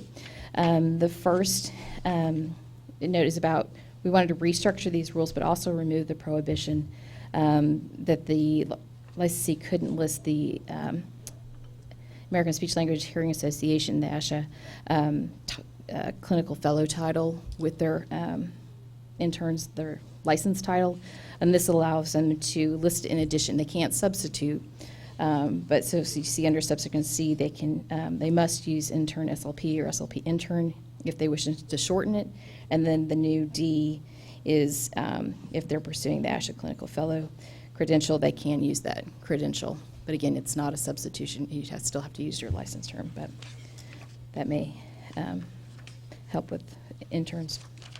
Any questions on that? And that came from the licensing work group. The other note on there is part of the licensing work group's recommendations. There were several issues that we needed to refer back to the full advisory board. Our licensing work group had members from audiologists, public member, but our speech language pathologist member was no longer on the board, and so we're missing kind of that important concept. So the licensing work group wanted to bring it to the full board. And the issue on this one is they want to discuss whether consumers and the general public understand kind of those titles and certifications down in terms of the ASHA clinical fellow. And so I'm going to open that up. This is Tammy Camp. No, the general public does not understand that. I would say probably the only people who understand that are the people who actually work in the profession. Yeah. Nobody knows what an intern is. No. Or clinical fellow, for that matter, unless you're in the field. So they don't know, but I don't know that we can tackle that. No, and it's standard language across every profession. So I think that's Right. it's just an unfortunate fact. Yeah. Okay. Yeah, and the work group wanted to bring that, whether that would be something that could be addressed in a rule, or if it's more FAQs or there's outreach. They just wanted to bring that to the full advisory board to have that discussion. It actually, this is Sherry Sincero, I think it would make a good FAQ for the few members of the public who actually access the site. They could at least find out, what does that mean? Because are interns all doctors? They've watched General Hospital, that's what they think. So. Well, right? and interns are doctors, Right? So yeah, yeah. but it's hard. So how is there an SLP intern or an audiology intern? So that probably would be a good point of information. Okay. Work group. Work group, okay. Well, yeah, made a note of that in terms of what that changed, but yeah, the licensing work group wasn't recommending necessarily any rule changes to that, but they, in terms of the discussion with these changes in this section, wanted to bring that. Okay. Next page, page 10, Rule 111.45. Subsection B is updating the reference to jurisprudence exam, and then under subsection C, again, inserting that standardized criminal history background check language, which shows up on your page 11. 111, still page 111, 111.47, the license renewals. Subsection A adding a reference. One of the changes that was made, and this was made by House Bill 2847, which was a omnibus bill that had multiple professions, and then so you've got articles and you've got sections even within that. One of the changes that made was to our Occupations Code Chapter 51, which is the Commission, the Department's enabling statute, and it added a provision that stated that notwithstanding any other law, each program regulated by the department, the commission by rule may establish the length of the license term not to exceed 2 years. So it gave flexibility. So even if your program statute said your license had to be 1 year, 2 year, that gave flexibility to the commission. It couldn't exceed 2 years. And so in that light, and this was one of the things that the licensing work group was working on, was updating the license term from the interns from 1 year to 2. With this change in law, we're the decision was made to keep the interns that were still at 1 year, and we're including that site to this 51. So there's not confusion when you're looking at the Occupations Code Chapter 401 and then 51. So a decision to keep that. So that's what that reference is being added under subsection A. So the license interns will remain at 1 year terms. Under subsection D, we're inserting the standard criminal history language, and again doing the update about the potential that you may need. We'll notify you if we need new fingerprints. And then under subsection E, again, you have the human trafficking prevention training. One of the, this is note 4, was again, one of the licensing workers' recommendation for discussion by the full advisory board is whether continuing education requirements are necessary for the renewal of the speech language pathology intern. They're not for the audiology interns, and so there's that difference. And so wanted to bring that to the full advisory board. Often CE is done when you've completed your education and your experience and your training, and this is to keep you current. And so there was thought, well, would you need CE during an internship that you're getting that training? So we wanted to bring that, the licensing work group wanted to bring that to the full advisory board for discussion. You're serious and Sabrine, I'm never going to get rid of a continuing ed requirement, so somebody else should probably speak to that if you think we don't need it. I would second what she said, because, I mean, that's part of what makes us provide quality care. This is Tammy Camp. Correct me if I'm wrong, but in the intern year, you're actually doing a lot more practice, and it's not the same as being in a student role. And so that is why it is that way. The 10 hours of CE encourages them to start participating in professional continuing education during that internship year. And so I encourage mine, even if they're sure they're going to finish in a year and will not need to renew, that they should still get 10 hours of continuing ed, because believe it or not, you don't learn it all in graduate school. So there's still lots that they need to learn. So I don't know why it's different for audiology, maybe because just fourth years are different. Well, the fourth years this is Michelle Tata. Fourth years are still in school, but what I'm thinking of in this human trafficking thing is this isn't something you're typically going to get in a program. So any place where you might possibly get that information, because the interns will be seeing some people independently, with some oversight, and so I do think that would be a good requirement for them. The human trafficking training? Right. Or, yeah, Well, or the just continuing. to make sure that that gets. Right. The human trafficking training is being added to all of the license types, whether intern, full license, or the assistants. With the licensing work group was under, it's C2, and it ends up kind of on page top 12. There's the difference between the speech language pathology interns completing C and the audiology interns. And so there's that question, because our licensing work group had the audiology and the public member, but we didn't have the speech language pathology member, so we wanted to bring it back to the full work group, kind of get that clarification. Sherry and Sabrine, I think it is kind of what Michelle said. The audiology person who has the intern's license is actually still in school, in college, in graduate school, but the speech language pathologist has already graduated. Okay. So I think it's important for them to have the continuing education. Thank you. That's important clarification. All right, so I think we've addressed everything that's under point 47. Page 12, 111.52, assistant speech language pathology, practice and duties.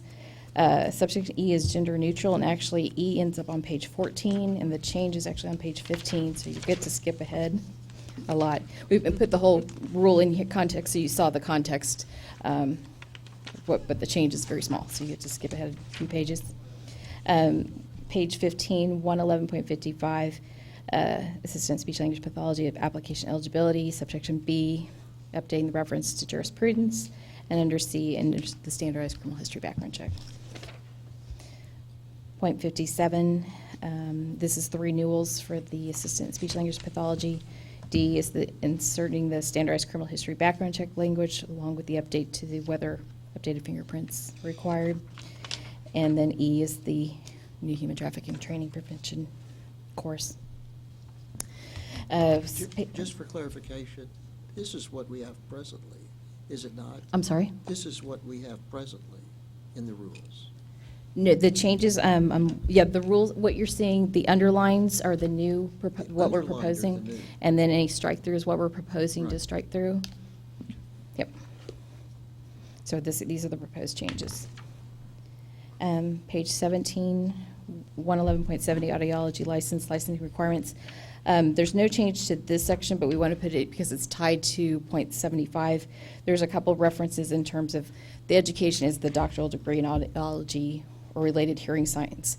We've got that in three different places, but the fourth place still has a reference that should be to speech language pathologists. So when you turn the page to page 18, B4, this is where we've corrected the incorrect reference. The statute's clear, it's a doctoral license, it's clear everywhere. We've just got one reference where it's in the wrong spot or has the wrong degree reference, so that's a cleanup to that.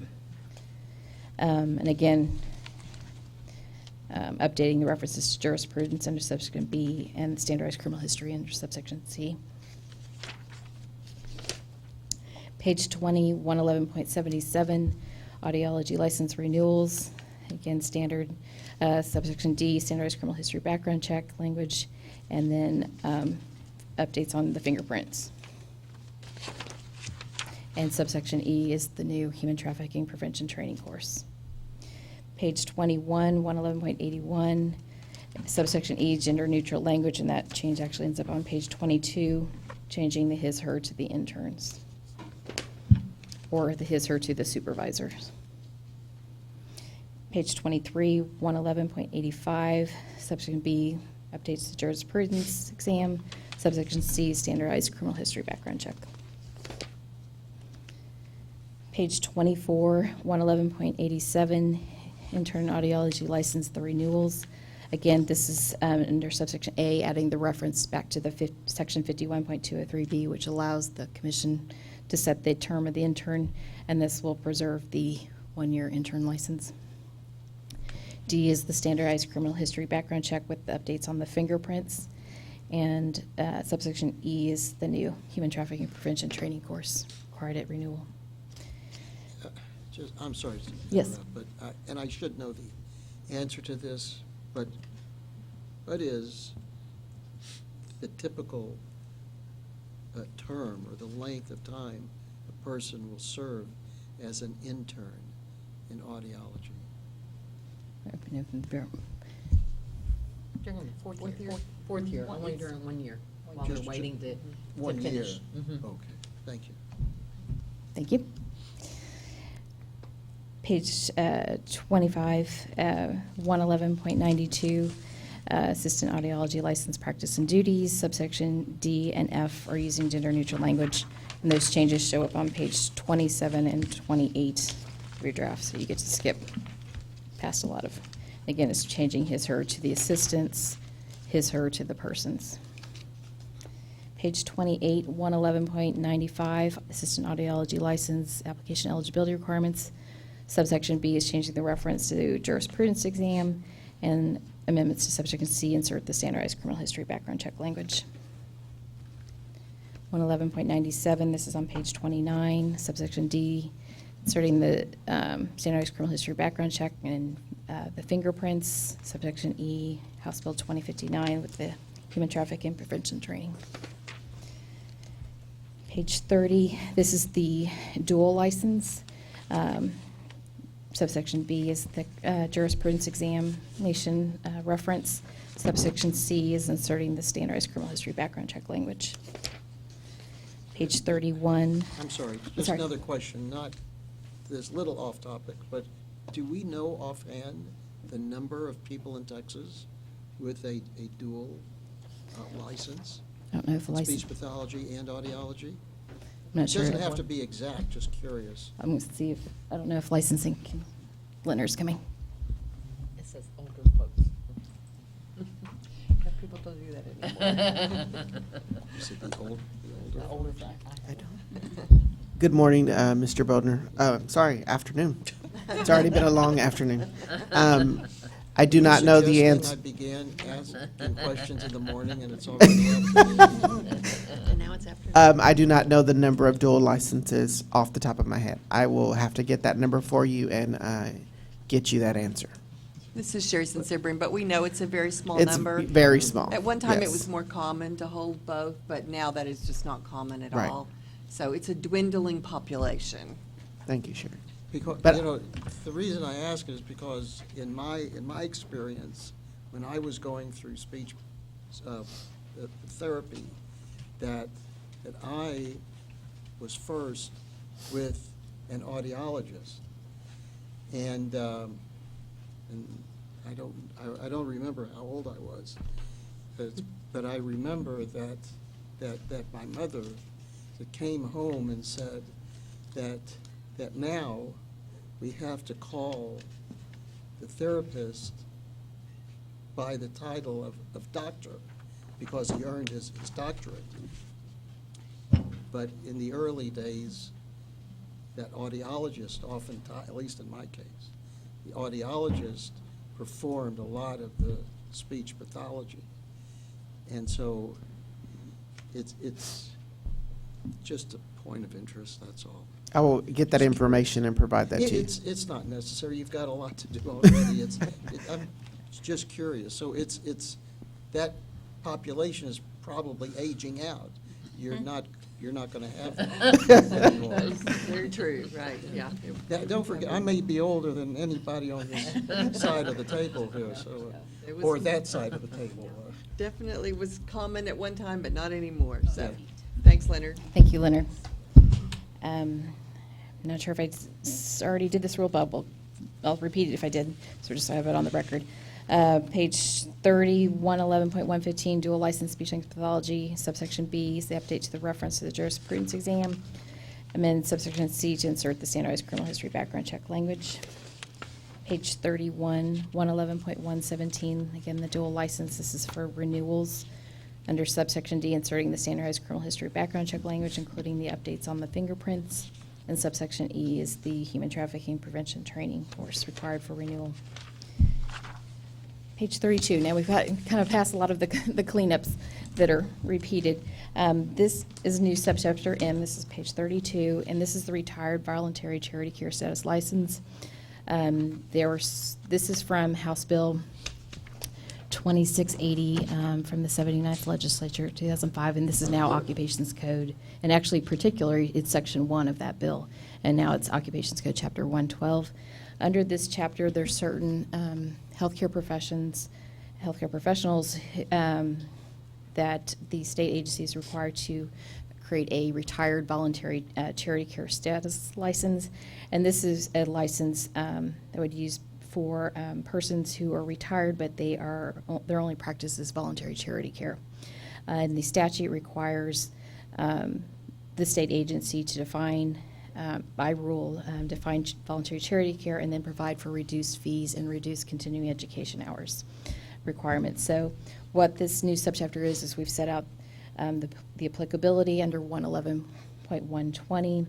We have included audiologists, the assistant in audiology, a speech language pathologist, and assistant in speech language pathology, or someone who holds the dual license, since they'd be still holding the same full. It doesn't include the interns. And part of that is how it's referenced in the Civil Practice and Remedies Code under under Section 84.003, and how that volunteer healthcare provider is, and that definition includes both the those 4 license type, the speech language pathologist, the audiologist, and the assistants for both, and then the retired versions of all of that. Interns also would be in the process of training to become full license. It wouldn't necessarily make sense that they would be becoming retired at that point. So that's what Section 111.120 is kind of making that clear of who we're talking about. 111.121, we set up the definitions of voluntary charity care and then compensation. Under 111.122, the eligibility and initial application requirements. Basically, you're holding an active license. You're not coming from an expired license. Moving forward, you have an active license. Wouldn't have any pending disciplinary actions that you're trying to avoid. Disciplinary action by becoming retired. And then you're submitting the application, certifying writing, and we would probably make that part of our application that you're retired and you're providing only voluntary charity care. And then this license application fee, which is $0. And then you'd still be have to pass a criminal history background check. Under 111.123 is the practice disciplinary actions. When you're practicing with this license, you cannot provide speech language pathology or audiology services for compensation, and you're limited only providing those services that you're authorized under your active license. It's not like you're an assistant in speech language pathology, but now you have a retired that you can do something more that are beyond, like you could with a full license. You're still limited with the scope of what your active license was. And then setting out the disciplinary action if you do. You can still be disciplined for violating the act and rules, obtaining the voluntary status license by fraud, or engaging in speech language pathology or audiology for compensation. Under 111.124, this sets up the license term and renewal. Since these are the non-intern licenses, those are all 2 years, so the voluntary charity care status license would also be 2 years. It can be renewed. And then we've set out the requirements of what that renewal is, just renewal applications. The CE, and when we jump to the CE part under 111.130, we've done half the amount of the CE. And then you're complying with any audit if you get audited as well. And again, the license renewal fee will be $0. And again, passing criminal history background check. We're still doing the human trafficking prevention training for that as well. And the other conditions about if you have expired license, you can't practice, and how you would file a late renewal fee. So kind of similar standard provisions in your full license. And then if you provision under page 34, 111.125, returning to active status, this sets out the requirements. For returning to active status, you would need to fill an application, complete any additional continuing education that would need to get you up to the education you need for an active license. And then you'd submit the renewal fee for the active license you are reapplying for, or returning to active status. Again, background checks. We did have a provision that may require additional information, education, examination, or training. If you've been on voluntary charity care status for more than 2 years, just kind of in case there's a situation, we kind of modeled this after podiatry, who also has the same type of thing. So if it's relevant or not, in case would be a reason we need that. And then we did make a clear statement under subsection D, this is top of page 35, that the application must be approved by the department before the person returns to active status and perform services for compensation. Any questions on that whole new subchapter? Okay. Page 35, 111.130. This is the continuing education hours requirements. That first note is subsequent E is specifying the reduced continuing education hours that we have to do for the retired voluntary. And again, the E shows up on page 36, and we've done retired voluntary charity care license, the 2-year term, we've done 10 clock hours. And then the retired voluntary charity care license for the dual license, we did it again in half, and so that's 15 clock hours. Jumping back to page... Would you define, I'm sorry to back up just a little bit, continuing professional education shall be earned in one of the following areas. I know what speech language pathology is, but what is basic communication processes. I'm sorry, where are you? I'm on, The it looks bottom like of 36. page 36, at the bottom of page 36. Oh, on Rule 111.131? Yes, ma'am. Okay. I just don't know what that means. I would- Basic communication processes. There, ask one of our advisory boards or one of our E&E staff maybe Sure, for since Dr. Sabrina. Care. Basic human communication processes can be things like an update maybe on anatomy and physiology of the speech and hearing mechanism. It could be some information about linguistics, so they're not necessarily the core of the practice, but just some of the basic, the foundational information that you need. So that can count for CE if it's beyond the level that you would have gotten in your college. So. Thank you. And just so you know, on 35, we had the note about the license work group recommendations. We already discussed this about the difference between the interns and the CE. So didn't want you to think we'd skipped over it. We had already discussed that. Any questions about the CE or when they do CE hours on the retired status license? Okay. 111.131, the bottom page 36. Subsection Z is just updating the reference to the jurisprudence exam. That change actually shows up on page 37 under subsection D. Page 37, 111.132. This is continuing education records and audits. Subsection A is gender neutral language. Under subsection B, we've changed references from license holder to licensee to be consistent throughout the section, and then we've just made another cleanup change to subsection D5. We've cleaned up the terminology of continuing education, the reference to continuing education.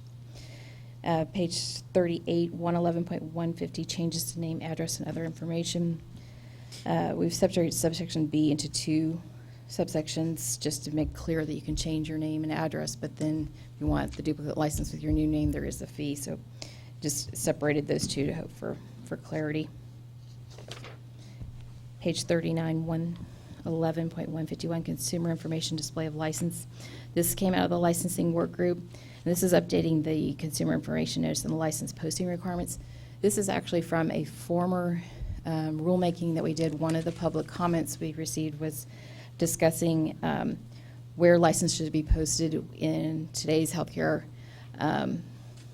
system in terms of multiple professions, maybe working under one roof.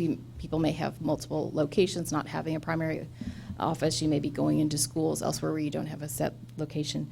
So at the time in that former rulemaking, it was a public comment, but we weren't making any changes to that section or those provisions, so we were not able to make a change to the proposal at that point, but the advisory board had recommended that that comment and that issue be sent to a work group for discussion and consideration. So it went to the licensing work group.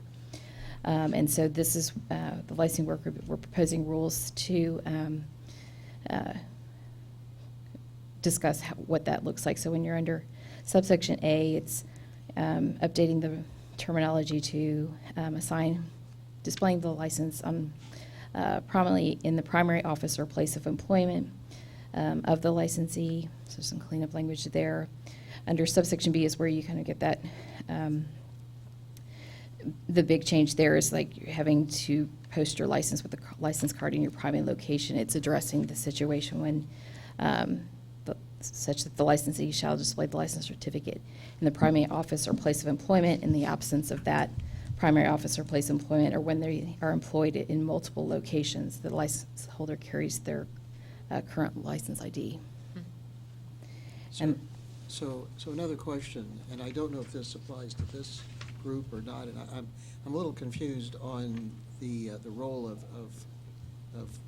with telepractice.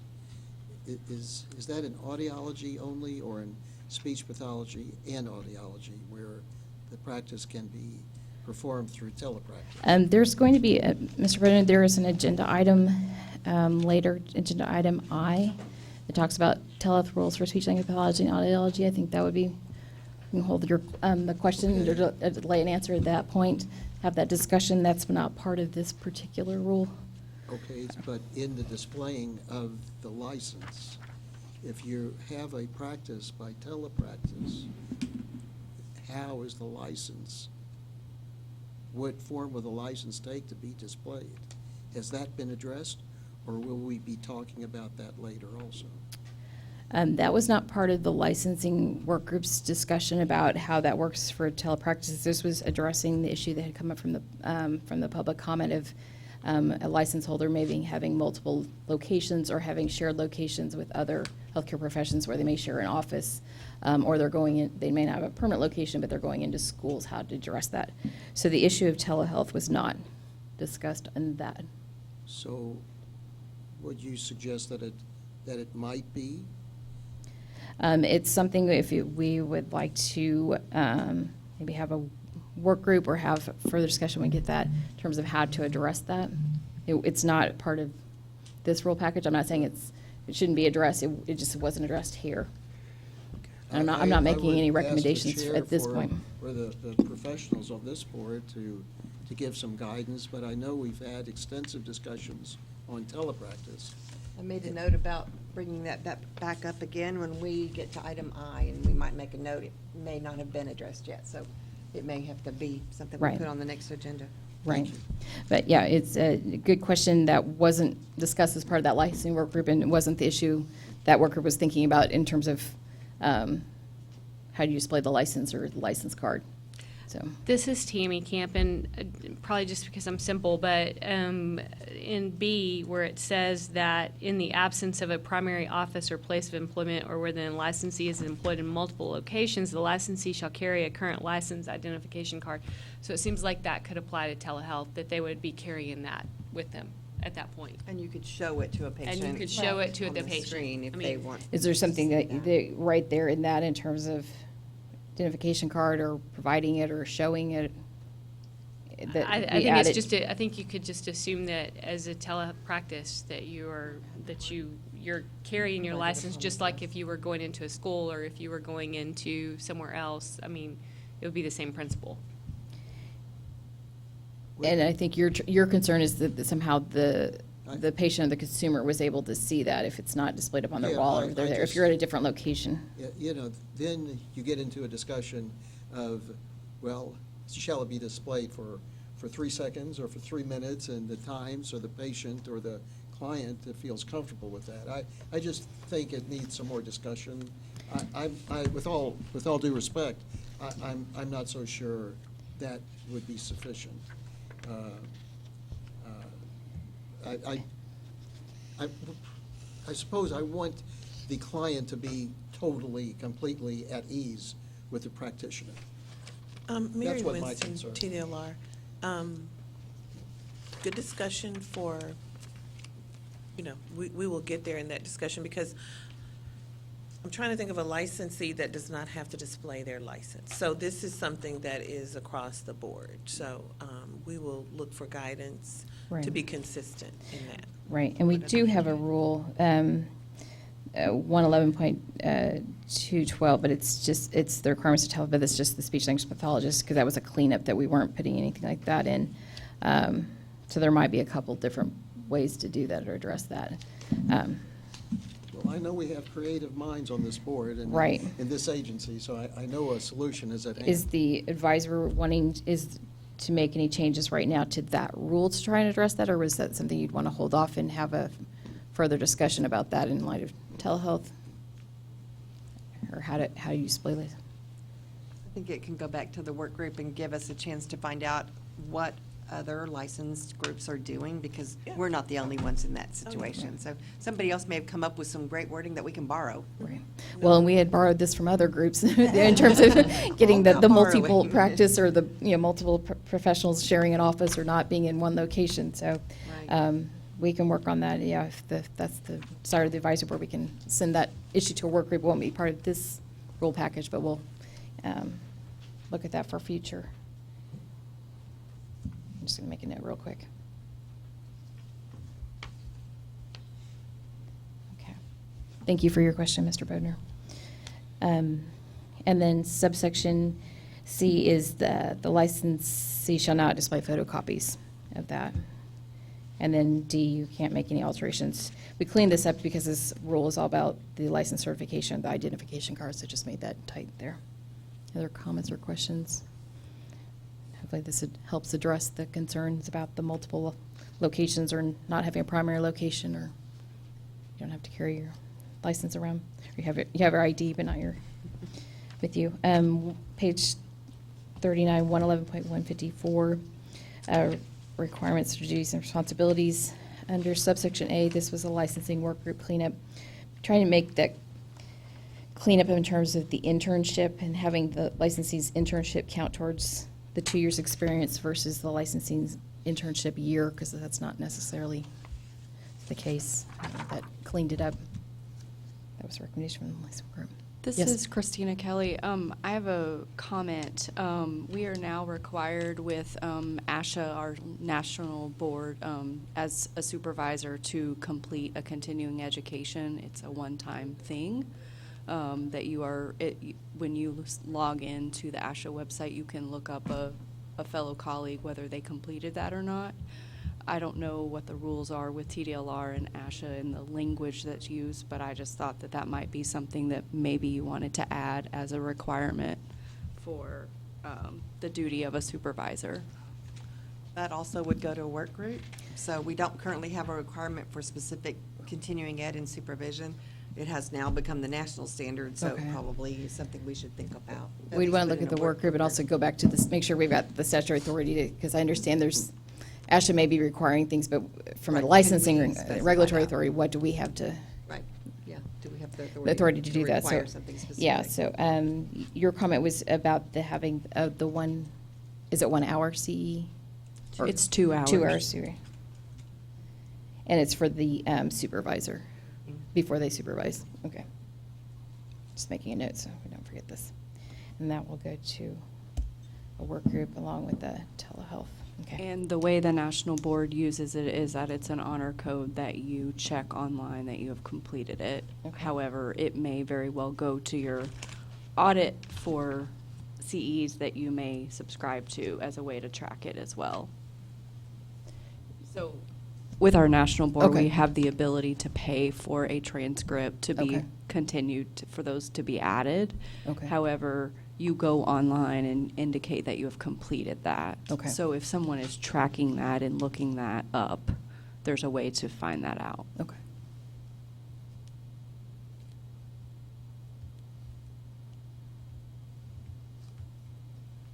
Okay, thank you. Any other comments or questions on that piece? And then jumping all the way to subsection H is just gender neutral language, and that change actually shows up on page 41. His, her supervisor, and just the supervisor. 111.155 Standards of Ethical Practice, Code of Ethics. We've updated the statutory cross-references in A and B.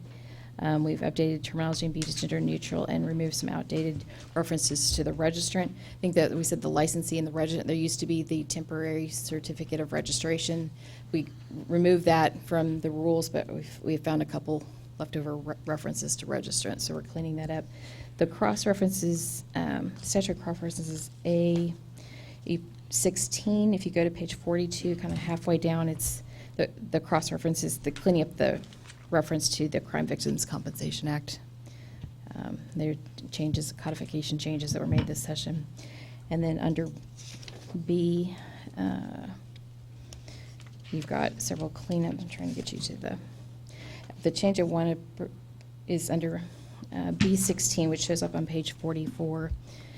This is intentionally knowing or offered to pay or agree to accept any remuneration. That provision, there's that second sentence is the provisions of Texas Health and Safety Code.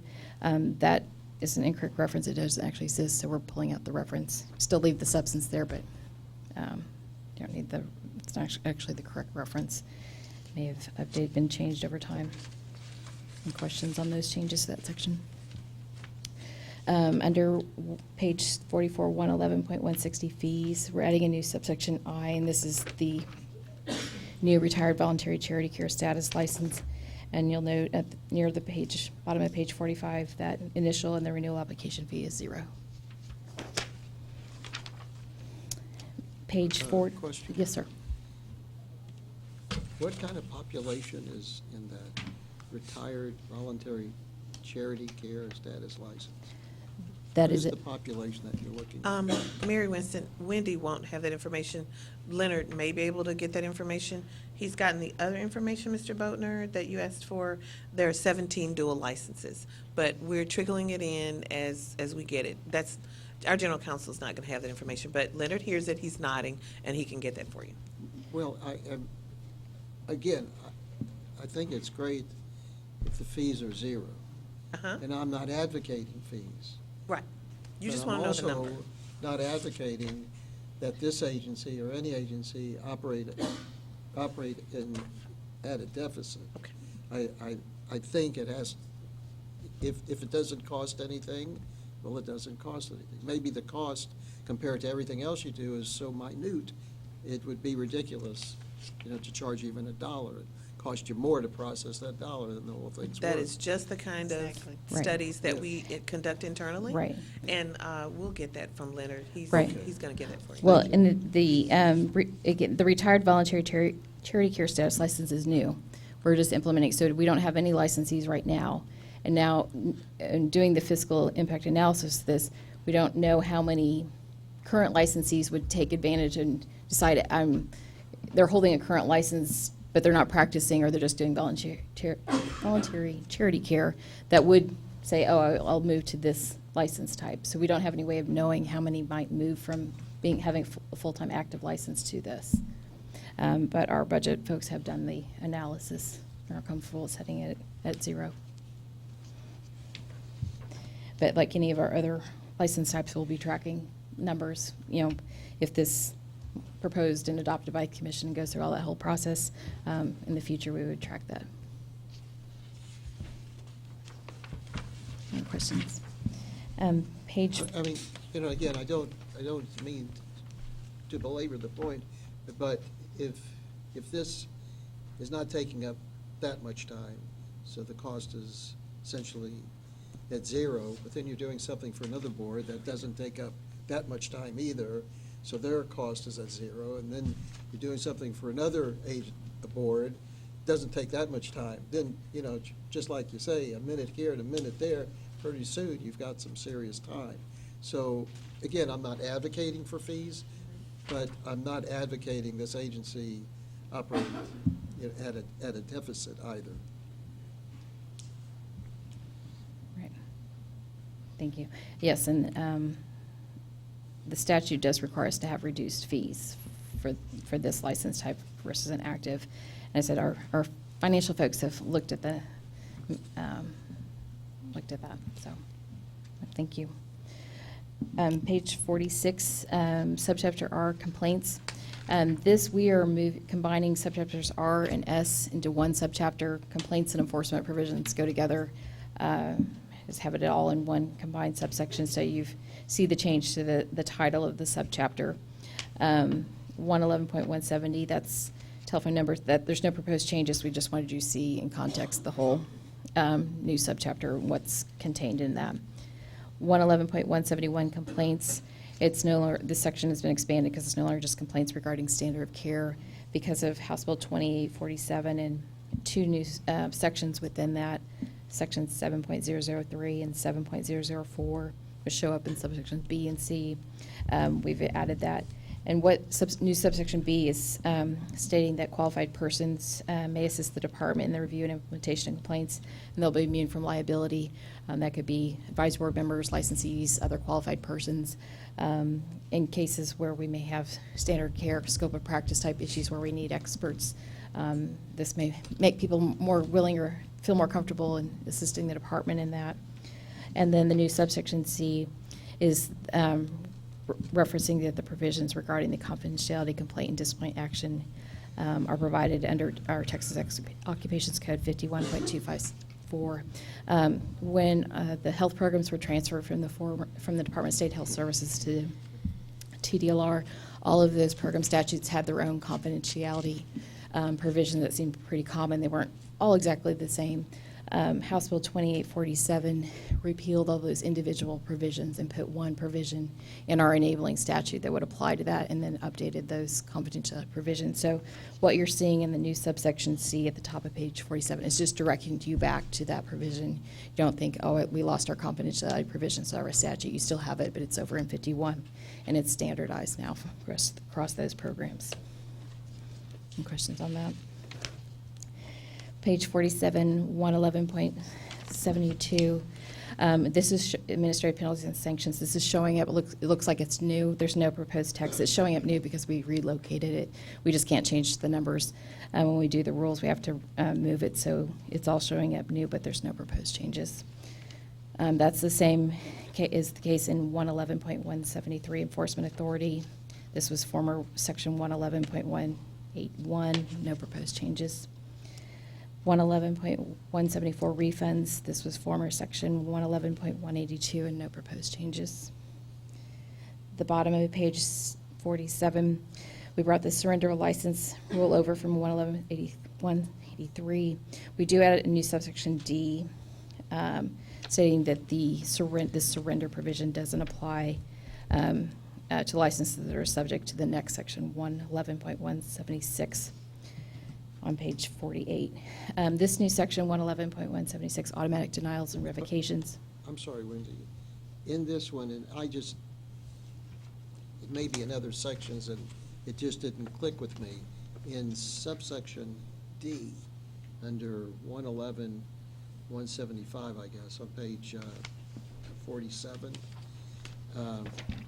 in the event that the licensee fails to reimburse the consumer within the prescribed period, in subsection C, that the licensee may be subject to additional penalties and/or the sanctions, et cetera, et cetera. Well, what happens with the consumer? Does the consumer ever get reimbursed? Because if you fail to reimburse the consumer, the licensee is subject to penalties.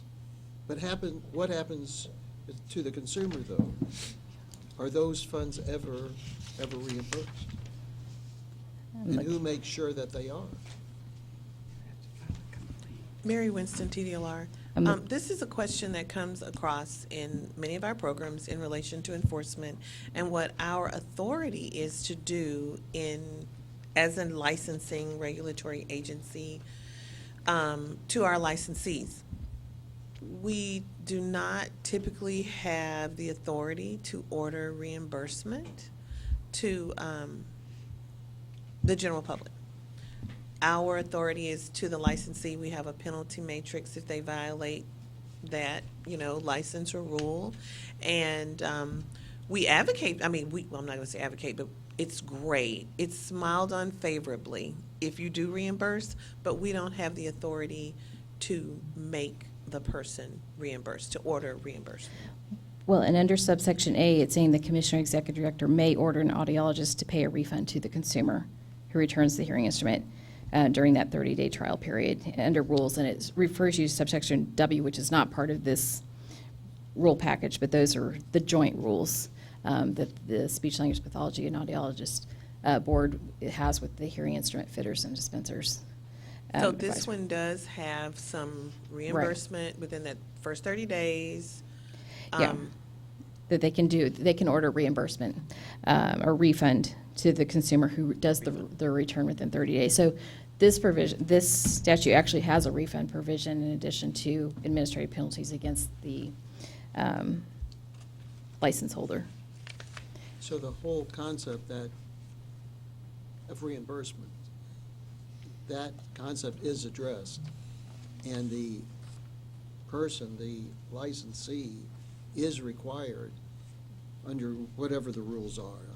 I don't know what the rules are, but whatever those specifics are, to reimburse. This is a part of the rule, Right. Part of the statute. Part of the statute requires joint rules on this. The rules under subsection W, which are not part of this package, set out the requirements are requiring license holder to issue refunds under certain conditions. What this section is the refunds saying the requirement, saying what happens if the 30 days is Saturday, Sunday. They have 30 days from the date returned to reimburse the consumer, and then the department can, who fails to make that reimbursement, fails to do the refund, is also subject to additional penalties. So we do have that here. So you have it, but, and we, meaning the agency, would only know that, actually, by a report of A the consumer. Complaint. Or a complaint by the consumer, so there is that line of communication. And the consumer will make that complaint by telephone, by email, by, Not telephone, Karen, complaints? Yeah, I'm going to have Karen Cox from our Enforcement Division. Oh, sorry, you can't do it, Beth. Hi, Mr. Bodnar. hi. We accept complaints, this is Karen Cox, Senior Prosecutor. Enforcement accepts complaints by mail and by email and by fax. I think it's possible for someone to call customer service, but if they call there, I believe they are instructed to file a complaint in writing. Right, in writing, that makes all good sense. Is this a big problem? Is this a real concern? With the number of complaints that we have currently, I don't know that we've seen this as a concern in enforcement, which Okay. is how we would measure that. Okay, I mean, you know, again, it's here, so I'm asking a question for the protection of the consumer, for the protection of the public, and for the protection of the audiologist as well. And that's really wonderful because many of our licensing provisions do not, there's no refund provision. So this does have, within certain circumstances, a refund provision, so that's really fantastic. Thank you. Thank you, Karen. Thank you, Karen. Yes, and that rule is showing it new, so it's looking like this is a new rule. This actually is just being relocated from 111.182. So these are the current rules. Just because we moved them and gave them a new section number, they show up like they're new with all underlines. On that. On page 48, 111.176, automatic denials and revocations. This is implementing House Bill 1899, Section 8. This is a revision, or this bill created a new subchapter B in Chapter 108, and it applies to certain healthcare professionals, including speech language pathologists and audiologists. The department is required to do an automatic denial or revocation for persons who are convicted of certain crimes that are set out in that statute or who are required to register as a sex offender. The details are all over in Occupations Code Chapter 108, Subchapter B, but we wanted to make sure the licensees and the public and the department are on notice that there's these automatic denial and revocation provisions for those certain circumstances, and then that Occupations Code Chapter 108, Subchapter B also sets out the conditions of how somebody could reapply or seek reinstatement. This is not found in your enabling Chapter 401, so I want people to be aware that there's other reasons for denial or revocation of license and how, and under only those conditions could it be reinstated. So this is, and notice and make sure you're aware of that. Subchapter S, enforcement provisions, 48, all of these are, because these provisions are all being relocated, they're all being repealed here, which it takes us to page 49, 111.192, newborn hearing screening. We are updating the cross-reference here and removing the 2-day referral. The reference to 40 Texas Administrative Code Section 108.9 doesn't exist anymore. It's been, I think they've reorganized and changed those rules. That's not there. Also, the reference to with the 2-day identification referral, we could not find that the provisions that were in 25 Texas Administrative Code Chapter 37, the newborn hearing screening, is talking about referral as soon as possible, but in no case more than 7 days. We think to clean this up, just clean up the statutory references and direct the licensee just to go look at those sections versus trying to bring over pieces of the requirements within those chapters. And in case they update those timeframes, we don't want to then need to update our rules and have there be inconsistencies. It's one thing we can make sure the statutes or cites are still correct, but we don't want to be trying to also cite the provisions that are within them. So that's what that cleanup is. Under the subsection B, the 25 Texas Administrative Code, Chapter 37, that is the broad chapter about maternal infant health care services, variety of screenings, the actual screening about newborn hearing screening, subchapter S. I don't know if that's more helpful to you all to have it be more specific with it, or just leave it the broad category. If there's other things in there you may need, we can leave it broad.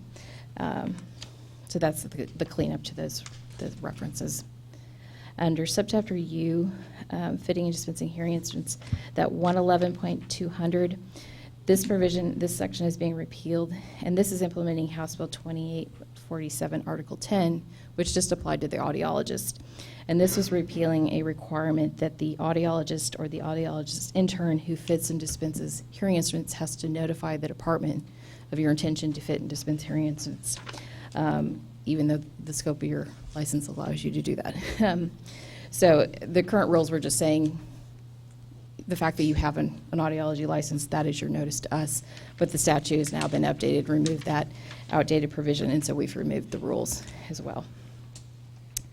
And then under 111.201, the general practice requirements of audiologists and interns who are fitting and dispensing hearing instruments, again, removing references to audiologists and licensed interns and audiologists who are registered, and just saying who fit and dispense, because this is what the whole section is.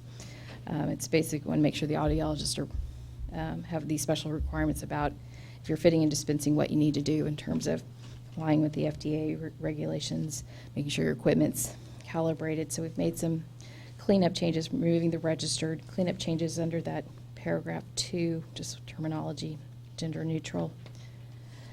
And then turn to page 51, at that paragraph 5, there's already a provision in that section of the statute that requires the written contract to contain the department's name, mailing address, and telephone number. The House Bill 2847 also added the department's website address. And so we've put that here. It's all showing up new because it looks like it's a new written requirement, a new written contract requirement. It's not. The new part is the department's internet website address. We do note that you all have joint rules with the hearing instrument fitters and dispensers that has a lot of contract provisions about what it needs to contain. So that's in our notice. We recognize that any changes that are needed to 111.220, which are the joint rules on fitting and dispensing hearing aids, would need to be taken up separately with the other advisory board. So we recognize that there may be some cleanup changes, but we could make it as part of this rulemaking effort. But we wanted to at least put people on notice that there's the new requirement of website address. And then on page 51, 111.212, requirements for use of telehealth and speech language pathologists. This was just cleanup changes to subsection E and J. This kind of got caught up in their gender neutral, the his, her, he, she. We got the they, theirs in here, so we just cleaned up, just basically clean up who we're referring to, and that's both under E and J, but no substantive changes to that. Any questions? This is Christina Kelly. Yes. I had just a quick question. Yes. Are these considered official on the website? Like if I needed to refer someone to a specific item, or is this in process? I don't. This is in the process. Yeah, where we are at this stage is when we bring the draft proposed rules to the advisory board, get your input, recommendations. Once recommendations and the review is complete, we would publish those and submit those to the Texas Register for publication, up for 30-day public comment period. Bring that back to you all again with the draft rules, the public comments, and any changes. And then it would go to our commission for their adoption, consideration, and possible adoption. And then at that point, it would be effective. So we're kind of at the very beginning stages of that. So you won't see this yet. The current rules and the current statute are on our website. I know there's an agenda item to talk on, item number I, but I was just curious, is there current information to provide to clinicians regarding telehealth that is the current policies? Our rules are on the website. Okay. Yeah. The speech language pathologist and audiologist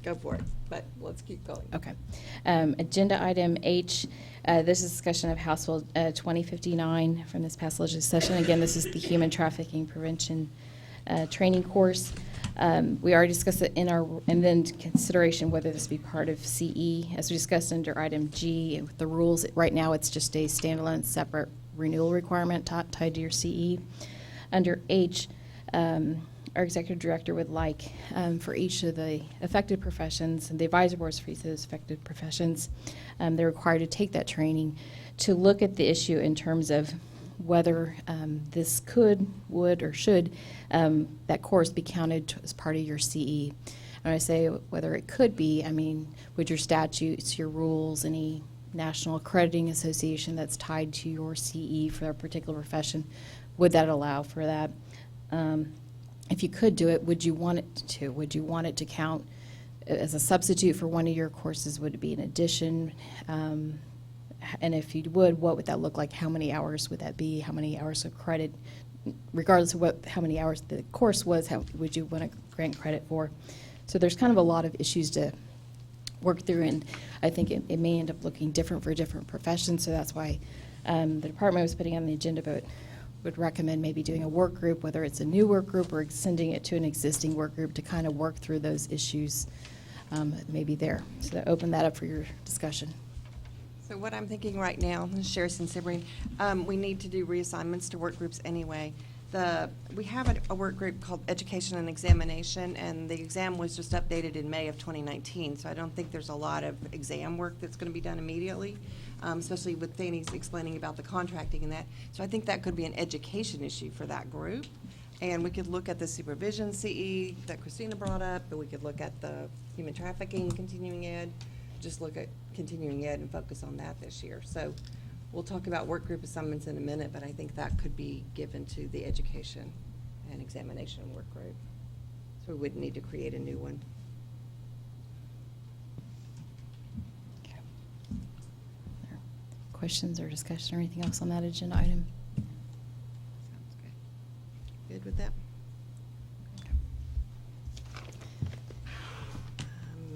And item I is about the telehealth rules. Katie, is that?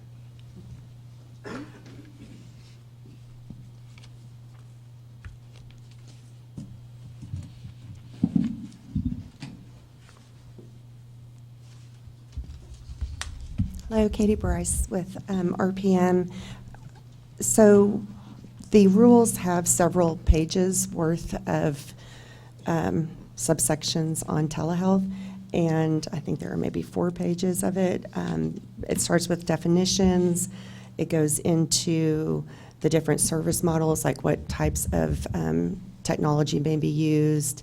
There are limitations on the use of telepractice by speech-language pathologists and also by audiologists. Currently, speech-language pathologists may use telepractice to provide client services, and they may use telehealth to provide indirect and direct supervision of assistants. They may not use telehealth for direct supervision of interns. Interns and assistants are not allowed to use telepractice to provide client services. Audiologists may use telepractice to provide client services as long as they follow the requirements. And audiology interns and assistants are not allowed to use it. I'm happy to answer any questions about it that you may have specifically.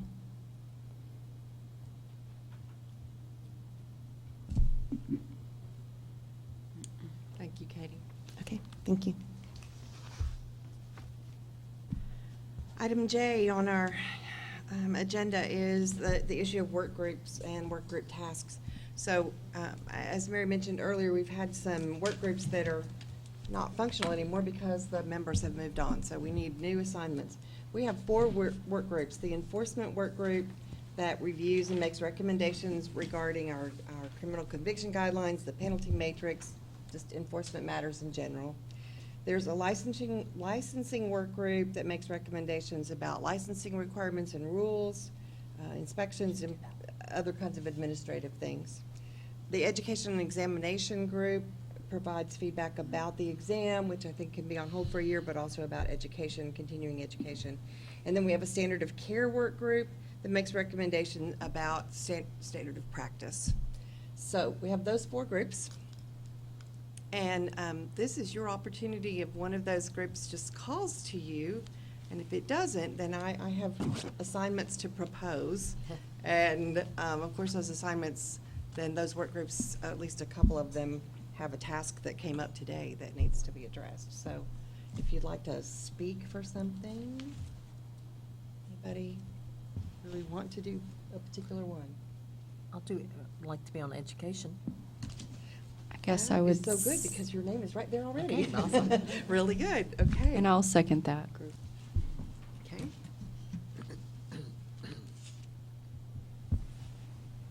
All right, anybody else have a request for a group you'd like to be a part of? I'm fine staying with enforcement. Okay. Madam Chair? Yes. I don't know, does everyone have a copy of the work groups in front of them? Okay, so. No, that's why I kind of she has rattled them off. Yeah, so for the enforcement work group, we have Sherry Sensibrian, Dr. Tammy Camp, Kristen Plummer, so that needs to change. And we have division director who's now changed, but we'll change that internally. And so for that work group, for enforcement, We have speech pathology, audiology, and public member. okay. So that one's complete. Okay, and licensing, we have Mr. Bodner, then we have Michelle Tejada and Patricia Brandon, so, and of course, our division director here, so, are there any changes, what changes do you want to make to that? We need to replace, Patty Brannon with that one. I think that I'll take the SLP position on that one. Okay. Okay. Then for the standard of care work group, The public member to be Elizabeth Sterling. okay, Christina Kelly to be on there as the SLP. And, Chevelle Bryant, I switched. And Kristen Plummer for the, As long as you change it to Colt. yeah, Culp. I was like, that doesn't even sound right. Yeah. Thank you. My husband appreciates it. Yeah, he might like that. Or you could say, no, that's not me. I don't know who you're talking about. So, so we'd have Elizabeth Sterling, Chevelle Bryant, and Kristen Culp for standard of care. And then the one we have left is the education and examination. So Kim Ringer is good for that one, Christina Kelly, and we could flip a coin. Mr. Bodner, would you like to be on education and examination? Sure. Great. We will do that. Now, a lot of these groups will do their work through conference calls. It's not always easy to get everybody together here, so I know for the enforcement, we've done a lot by conference call. So. Sherry, can you just read out who you have so we can get that on the record? Yes, for okay, each one? so let's go through them. The enforcement group, Sherry Sensibrian, Tammy Camp, Kristen Culp.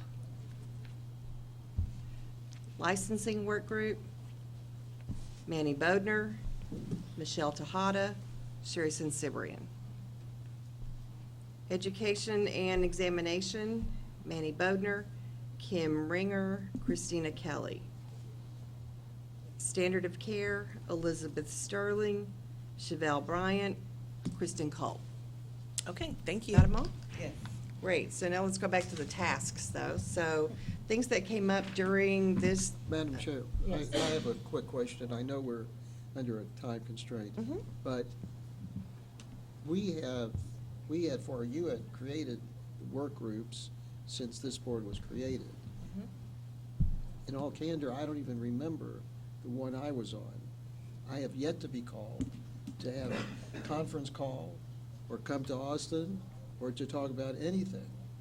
And so I am curious, and I've not heard, or maybe I did and I don't remember, and I apologize, but I don't see any items here of the reports of the work groups.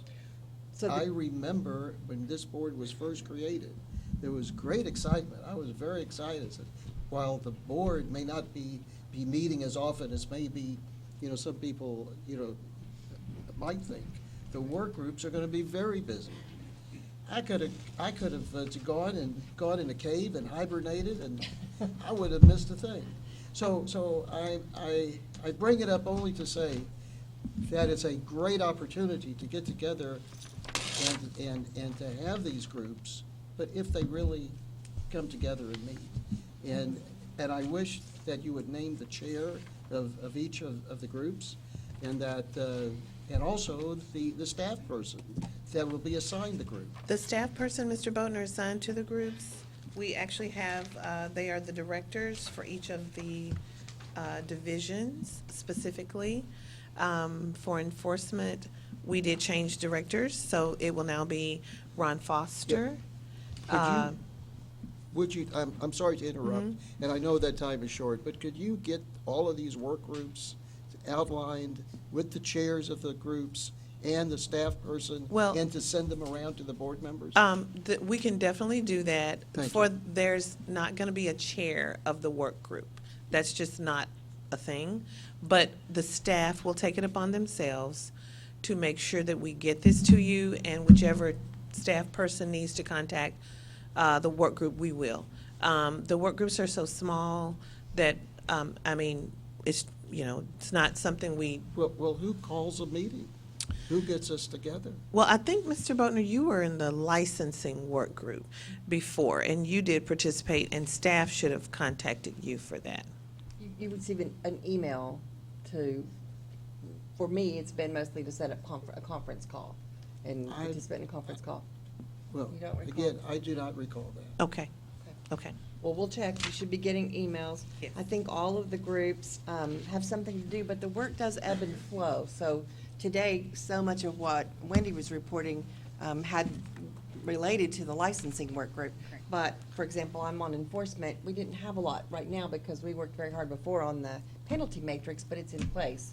So we're sort of in maintenance mode right now. So I think the work just kind of ebbs and flows depending upon what the needs are. But we do have work. I would just suggest a little better communication between the work groups and whoever the staff person is coordinating that, so that we know we're not going to have a meeting this quarter, there's nothing to talk about, or whatever it is.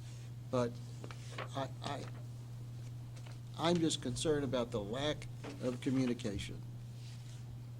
I think we can address that. I think all of the groups, or most of them, have something specific that came out of this meeting or that had been suggested previously. So there will be work to do, so I think you'll be hearing from somebody. So the education and examination group needs to address the issue of how we'll put the human trafficking training into our system. I think the display of the license for people practicing by telehealth needs to go back to the rules group. Right, so we have the licensing work group. The licensing work group. Right, which deals with rules. So that's one. The issue of supervision, continuing education can go to the education group. And then we had one topic that I think we talked about a bit, or no, two topics actually, that I'm not really sure what to do with, so maybe you have suggestions. One was that since our titles are so unknown to the public, maybe we develop an FAQ that would help the public. I'm seeing one of the managers of RPM. They're going to take that on. Okay, great. So thank you, Heather. Katie, that's who will be taking that. Wonderful, okay. And then Mr. Bodner brought up the issue of just recruiting in the field, which I don't know that that's really under our directive, but it's something, can we talk about that in some way? How We could can do- visit. We don't have that authority, but we can talk, definitely. And we do have associations that we go out and speak to, and I think that's an RPM assignment as well. Okay, All right. Does anybody else have notes about another topic that we needed to refer to a work group? Miss any? Was the topic of displaying the licensing? Yes, that would go to covered? the licensing rules, because they do rules. So we've got that one covered. I think I've checked off everything that I wrote down that we needed to cover. I think the only work group that's off the hook, to use your terminology, is enforcement right now. Right. Because we have that in place, so there's plenty of work for other workers. I think there will be something for all the groups to be doing, which then leads rather naturally to the next item K, which would be agenda items for the next board meeting, which would include reports from those work groups that had a task to do. Do I hear other agenda items for the next board meeting? Madam Chair, this is Wendy Pello. Those rules will come back to you that's along with the right. public comments. Okay, so once they're published in the Texas Register, then the public has the opportunity to comment on the rules, and we'll hear those comments. Right, and we'll bring all that back to you. Great. Any other items for the agenda? Okay. I know that we'll need to meet sort of timed based on getting those rules out and getting public comment. Do you have an idea at all of what month that would be that we would need to meet? Our bill, and Wendy Pello, Assistant General Counsel, our bill implementation was looking like late April, beginning of May. I think we would like to hold off on setting a set date today in terms of Right. come back and poll the members. Once we know when we can submit it and when it's filed, then we have a concrete date and can give you a Does it have to be out range. for 90 days for comment? Is that It's for correct? 30 days, I mean, but 30 days. But yeah, once we submit it, and then there's a time frame between filing it and publication. So, but once we get it into the Texas Register system, we'll have a better idea. But that's kind of what our goal is. But Okay, so you'll be in touch after you have a better idea of what month would be. Yeah. Staff can poll the board with some dates closer to the date after we actually get word back from the registry, after filing. Sounds like a plan. Yes, Mr. Boder? Yes, I just have a general question about meetings. Now, I know we're going to have to get the work groups together and to come back and vote on whatever comes out of the work groups. But it seems that the board should have a minimum amount of meetings for our work as we review this agency's responsibility with speech pathology and audiology. And I've expressed this, and Madam Chair, I'll express it in public. I think that our board has, for not meeting for nearly a year, or maybe longer, I forget, but I think it's a bit, the interval is a bit too much. I'm not suggesting we meet every month or every quarter, but I am suggesting that we do have regular meetings. In my view, that even though this is an advisory board, it provides the guidance and the fine-tuning, if you will, for the profession of speech pathology and audiology. And if we do not meet, then where is the check and balance? It's not here. And so I would sincerely recommend that we have a minimum number of meetings, that's at least on a yearly basis, whether that number is 4, 3, or 2. I think it should be more. I think it should be more than one. And it's not that I think that we should be in the business of guiding every part of this agency as it relates to these professions. But if we're here to serve the professions and the public and to support the work of the agency, then if we're not here, we're not doing that. What's the use of the board? So I would recommend that we come together and on a regular basis to provide that support. Now, the challenge is the number of boards this agency has and the number of professions it's regulating. If we're not careful, all we're going to be doing, all the staff is going to be doing is meeting with advisory boards. And so you've got a balance here.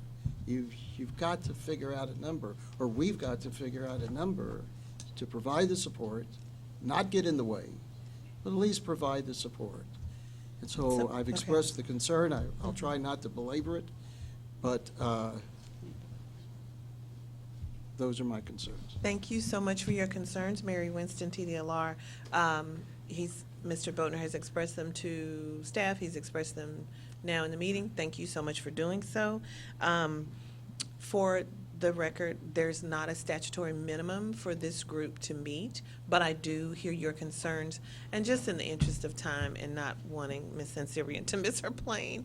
But yes, that is, your concerns are duly noted, and there is a balancing act, and we will do our best, as we always try to do.